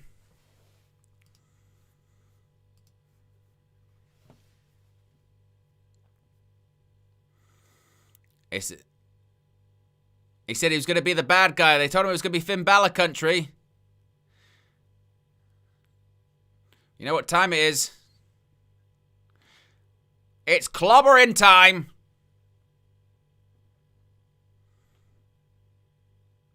CM Punk's just singing his song.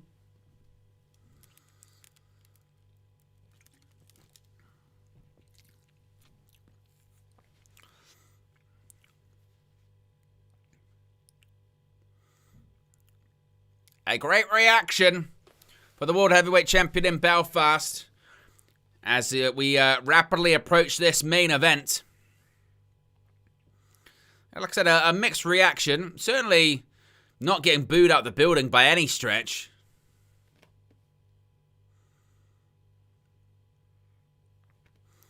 Crowd firmly behind him, actually, singing his song. A few boos, but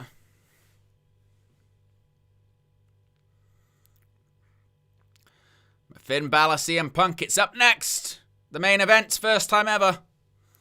Big Up Red One says, will we get the Demon Balor ever again? We'll get Demonito on WWEshop.com for a probably very, inflated price.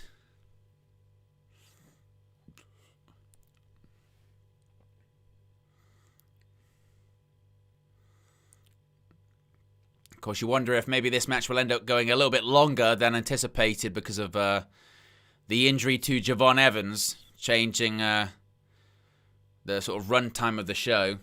Well, just adding extra amount of time that needs to be filled up.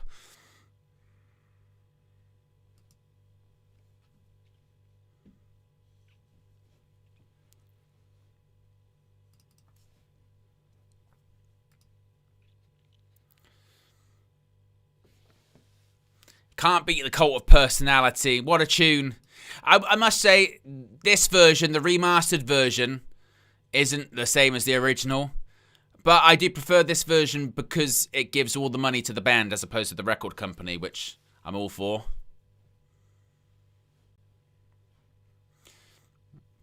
And this crowd, they're firmly behind CM Punk. Not hostile in the slightest. Yeah, everyone's singing along to Live in Colour.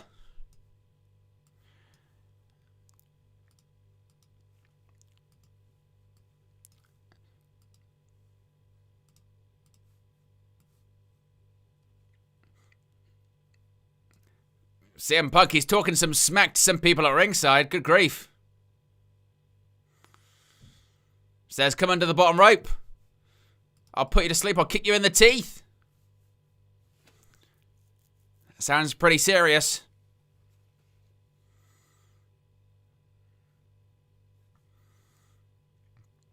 As cult of personality continues to play.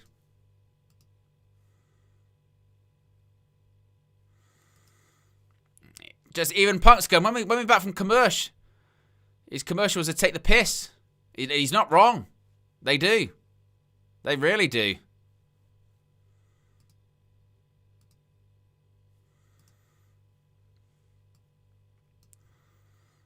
They really do indeed, Phil. You're not wrong.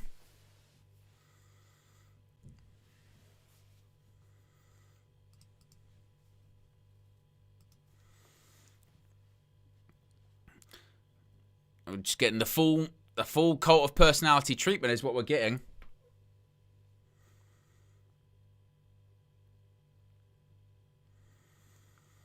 But we'll be back in 5 seconds, so some action will finally break out on the show.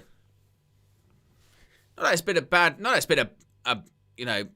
show, but it's certainly a newsworthy one. A lot of declarations for Royal Rumble matches. AJ Styles willing to put his career on the line against Gunther at the Royal Rumble. And Gunther's going to be entering the Royal Rumble as well.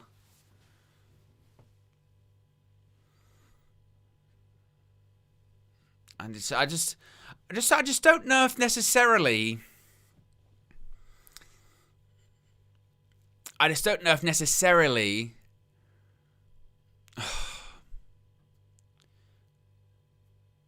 Do I think AJ will actually retire at the Rumble? I don't know.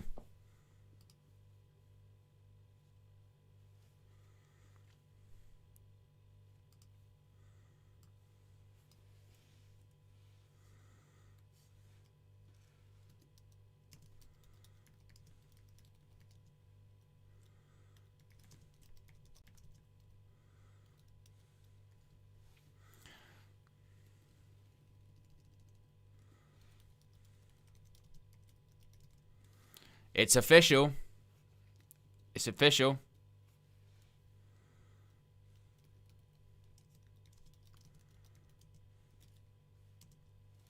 AJ Styles' career on the line.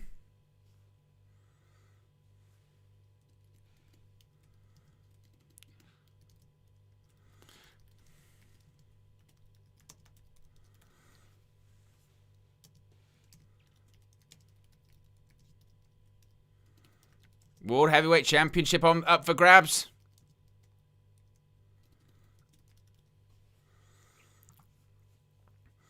Unless there's going to be, a shock title change, which you never know, but I don't think it's going to be the case.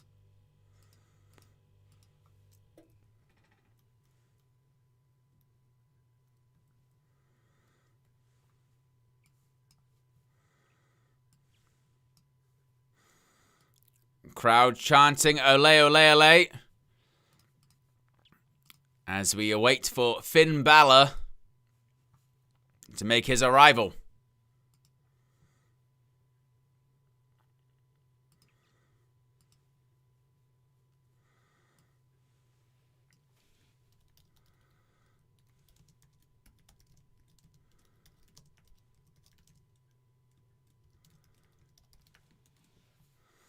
And here comes Finn Balor. He's got his old music back. Thank goodness. Yes. Thank goodness. Oh, good. The other music was awful. Means we actually get the good crowd participation. Even Finn forgot to do it.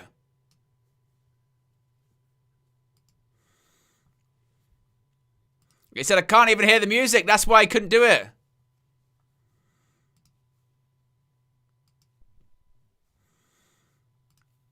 It says a new champ in town. We'll see. We'll see.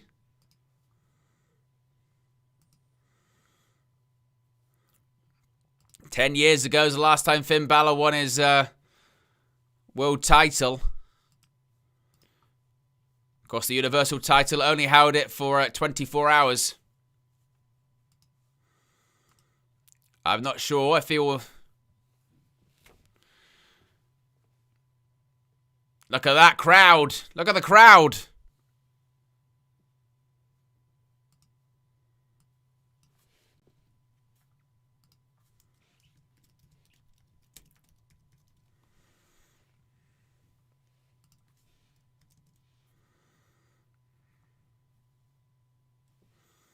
And he puts up the sign there of the Click.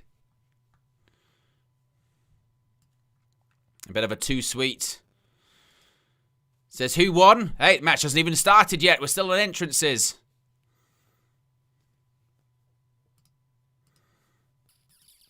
From the island of Ireland.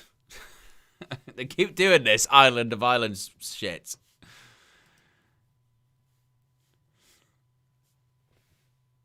Listen to that reaction. This is why entrance themes matter, WWE. This is why they've always mattered. Get rid of Def Rebel. Bring back of CFOs or Jim Johnston or just someone or just license music. Look at the difference in the presentation of Finn Balor between this and his theme that nobody knows. You know, you got to have strong music. You got to have something in the crowd that gets them hyped, makes them cheer.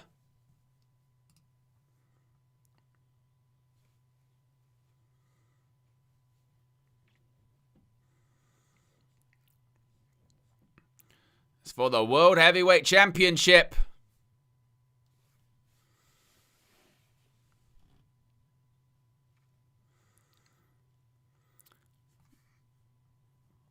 From Bray, County Wicklow, Ireland.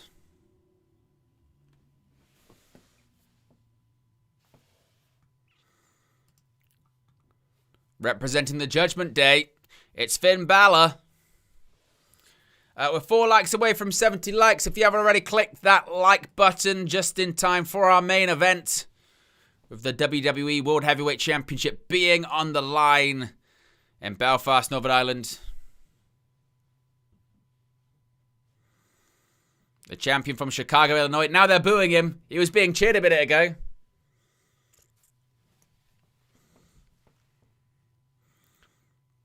I know that, you know, CM Punk is almost like in his Shawn Michaels second part of his career phase where he's a good guy, but CM Punk as a heel, this is where he does his best work, isn't it? It just is. It just is where he does his best work. He always has. He's always been a better heel. Because he's a heel in real life. He can be a prick. Who isn't? CM Punk kissing his title. Was he kissing it goodbye? That's the question. Title held up by senior referee Chad Pan.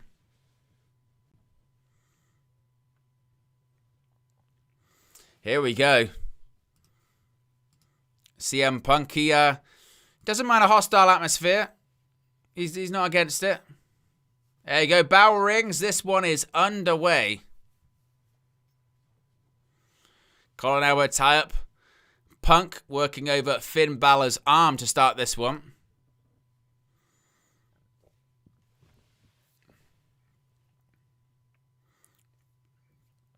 Punk wrestling Balor down to the mat.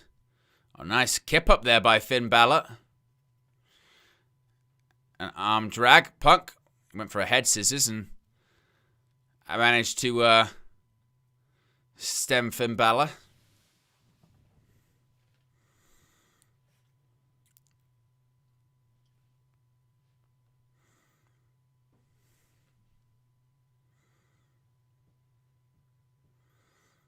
Be good if the WWE camera showed the match for a second. My goodness.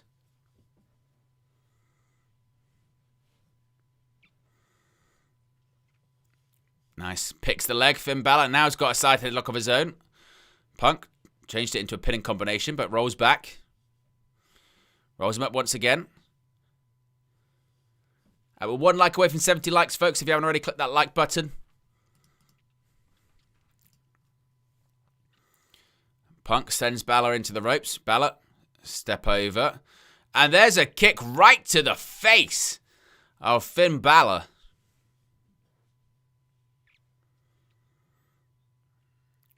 Irish whip. Punk running knee. Punk just taking his time. Oh, but Balor counters. Oh, and there's a chop. Right to the chest and a right hand by Finn Balor. Oh, and a right hand to the gut once again too. We'll see him Punk knee to the midsection. Irish whip to the Irishman. Reversed. Sunset flip. Oh, and a kick. I tell you what, that was flush in the face by CM Punk. And Punk kicks out at just 1. But that drop kick, that really was a pair of boots to the face. I think Punk felt that one. Well, I say some boots. Balor's got some Nike sneakers on. Oh, I thought he was going to go for like a sling, but he took a bump, but actually Just held onto his neck.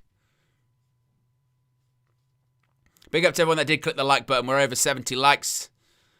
Big up to the WN365 community. And dueling chants of Let's Go Balor and CM Punk. Suicide dive and, oh goodness, Balor goes up and over the announce table. And CM Punk is mocking Finn Balor at his entrance. Luckily, we won't have to wait long in commercial, because obviously Netflix, we can see the match.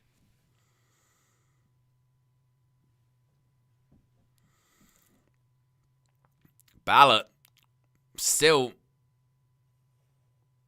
selling under the desk there, trying to get some feeling back in his left leg. Count of 3. It wouldn't be our first injury of the evening, considering that Javon Evans had his match called off against El Grande Americano earlier on this evening. 7. 8. Balor, you've got to get back in the ring. Dives back in. Barely makes the count. Was it a mistake? That's what the question that Corey Graves is asking. Oof. And a backbreaker.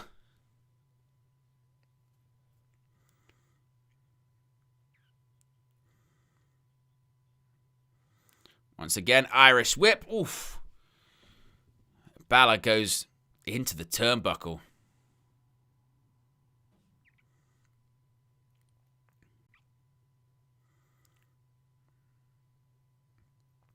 Side headlock. And a knee right between the shoulder blades. Right between the shoulder blades of Finn Balor. Once again, we got the dueling chants of Let's Go Balor and CM Punk. A right hand to the gut and one right between the eyes. Another reverse elbow by Punk. Nice neck breaker by Punk again. Floats over. Finn Balor kicks out.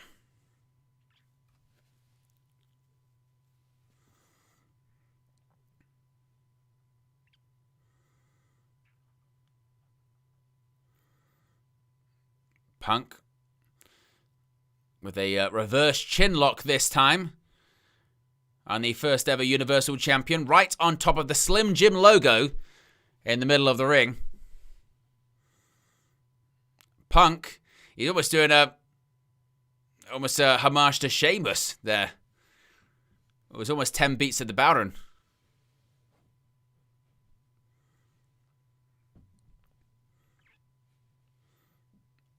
Kick to the gut by Punk. Dueling chants of Let's Go Balor and CM Punk. Oh, roll up, roll up, roll up. Oh. Another reverse elbow by Punk. 1. Kicks out. Now Punk with another submission hold. Knee right between the shoulder blades as we're just about to come back from commercial. And we are back. World Heavyweight title on the line. First time ever. WWE broadcast emanating from Belfast, Northern Ireland. CM Punk defending the World Heavyweight Championship against Finn Balor. On the night that AJ Styles agreed to put his career on the line against Gunther at the Royal Rumble. Oof. Running knee. And there's a Bulldog. Big up to Austin Baker in the chat, one of our mods, one of our members as well, showing off some of the emojis you get with your WN365 roster membership. Big up to all of our members. Really does make a difference here on this channel. Of course, you do get spotlighted on WN365 Live. We're going to be adding somewhere, if I can find somewhere on this screen, to get some kind of members shout out there as well. Finn trying to get out of Punk's hold. He does. Right hand. And Punk, once again, just a knee straight to the gut. Irish whip to the Irishman. Stops. There's a kick right to the chest. A right hand. Right hand by Punk. Right hand by Balor. These two just teeing off with these right hands. And again, boo. And Balor. Punk getting the boos, Balor getting the cheers. And now look at Punk. He's just throwing these bombs. I mean, these are straight jabs. Whoa, there's a big chop. Oh, and a big forearm by Punk there as well.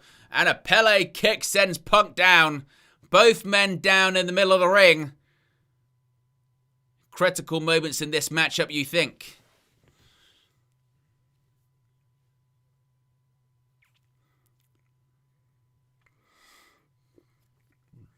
Once again, chance of let's go Balor. Punk still trying to somehow get to his feet.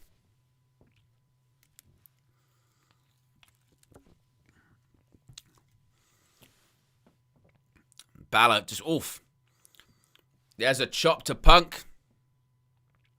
Gonna get him into the other corner. Oh, there's a chop. And now look at these rapid fire punches, kicks, straight rights, chops. And Balor's trying to fire up.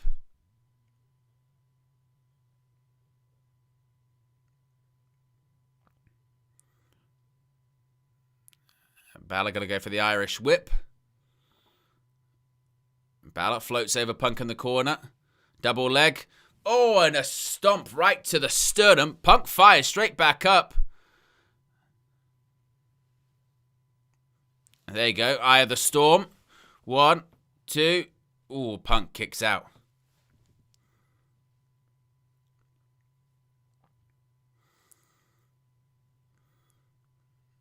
Balor, he's seemingly favouring his left leg. It has been a night of injuries, as I mentioned, in Belfast. Oh, Punk getting Balor up on his shoulders. Finn's trying to hold on, hang on. Sent out to the apron. Oh, big step-up kick. And another. Punk is down. Is he in the drop zone indeed, Corey Graves? Punk, oh, look at that, rising knee.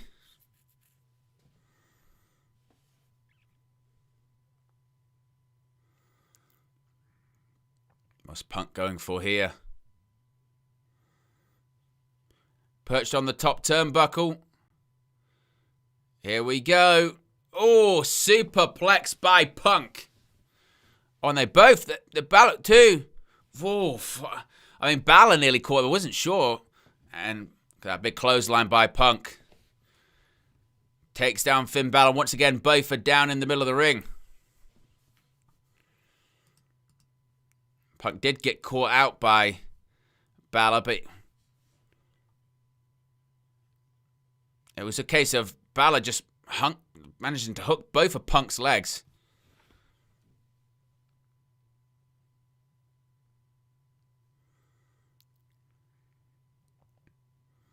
Crowd chants, this is awesome.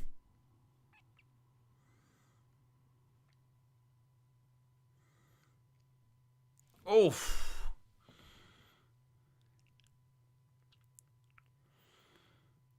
Punk gonna go for another chop. Oof. Dropped Balor down to that bottom rope. Once again, the dueling chants of let's go Balor and CM Punk.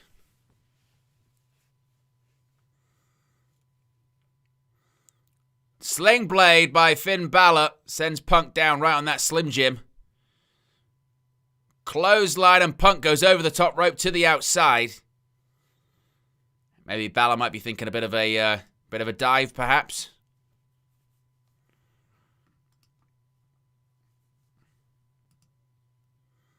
There's the dive. Oof.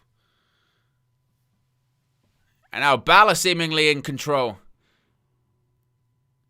Rolling Punk back into the ring, perhaps maybe into the drop zone. No, Balor. Punk's on spaghetti legs as Corey grabs his end. Shotgun drop kick. Punk's in that drop zone. Is this the moment? Is this the moment? Finn's going to the top rope. Coup de grace. No, Punk rolls out the way. Up on the shoulder. GTS. GTS. Cover. 1, 2. Oh, he kicked out.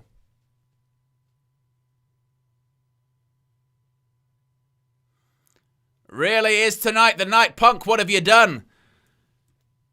Because that should have been all she wrote.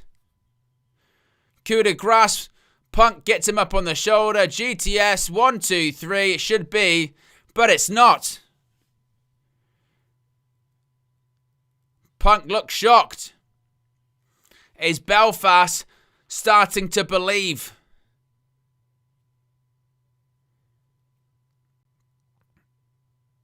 No, Punk is just doing these elbows onto Balor. Punk realizes he's got to take advantage somehow of this. He's going to go for Anaconda Vice. Yep, Anaconda Vice locked in. Anaconda Vice right in the center as well. Nowhere for Finn Balor to go. Is Finn Balor going to tap? He's trying to sort of drag himself over. He's close, And look at that, cinching it in even more. And Balor manages to get his right foot on that bottom rope. So it's a rope break. And Balor stays alive, even if it's for a few more minutes. But Punk's got a look of a man who's sort of going, look, I've hit him with my 2 best shots. GTS, Anaconda Vice, it wasn't enough. Maybe he's got to go to the well once more.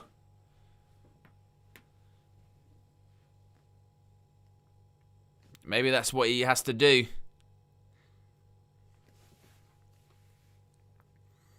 Punk, Balor up on the shoulders. Oof. Reverse elbows. Balor's fighting out. Sling blade.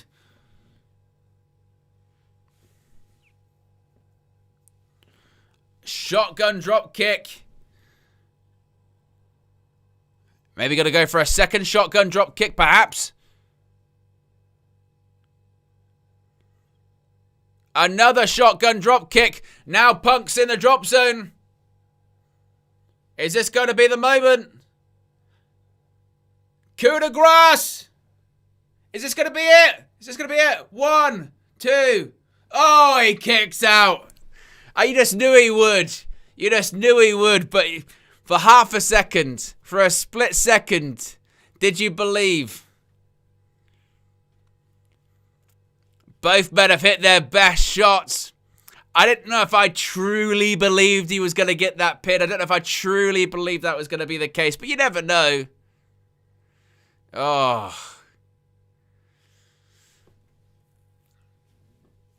Is that true, Austin? First person to kick out of that since he hit the main roster.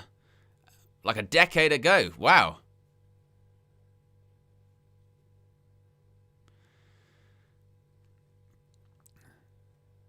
World Heavyweight Championship on the line. Punk's hit the GTS. Balor's hit the coup de grace. And another GTS. Nope. Roll up, roll up, roll up. 2. Oh, he kicks out. Single leg. Oh, look at this. Brilliant. Single leg into a GTS if he can hit it. Oh, he does hit it. Brilliant. 1, 2, 3. CM Punk retains the title in a brilliant, absolutely brilliant main event. I tell you what, the main events on Raw, the first 3 weeks of the year have been fantastic. Punk versus Bron Breakker, Gunther versus AJ Styles, and CM Punk versus Finn Balor. Brilliant main events. Really, really fantastic main event. You can't argue against that, can you? Absolutely spectacular. You knew that, we knew that Finn Balor wasn't going to win. But just for a second, they maybe had you believing, and that's the aim of the match. Question is, who's Punk going to be defending the title against at the Royal Rumble? That is the question, isn't it? We really don't know at all.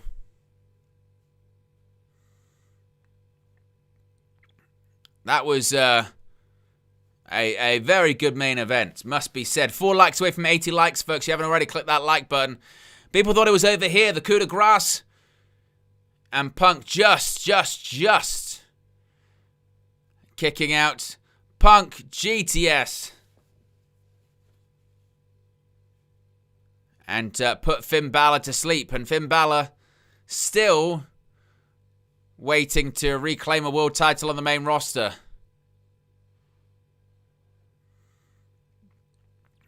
Finn Balor licking his wounds. CM Punk looking at his fallen opponent. Is Punk going to extend out a hand?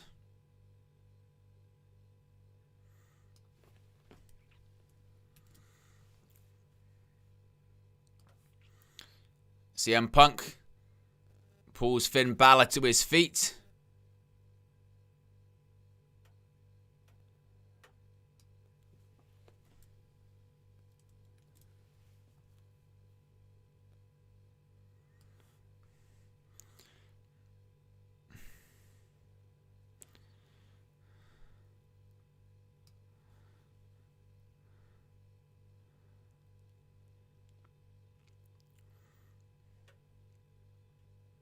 A hug. They hugged it out.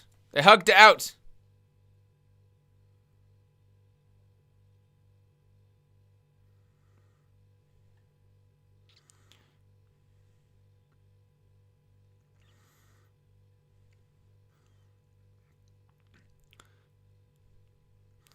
Bit of some very real exchanges there. Some very real words. I was trying to figure out what they were saying.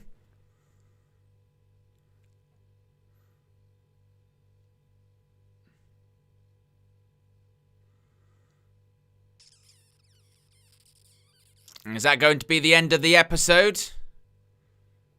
No late drama.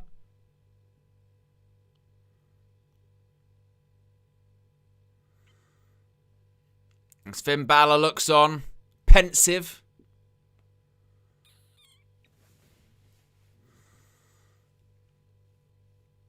Only you can set me free is what the crowd sings.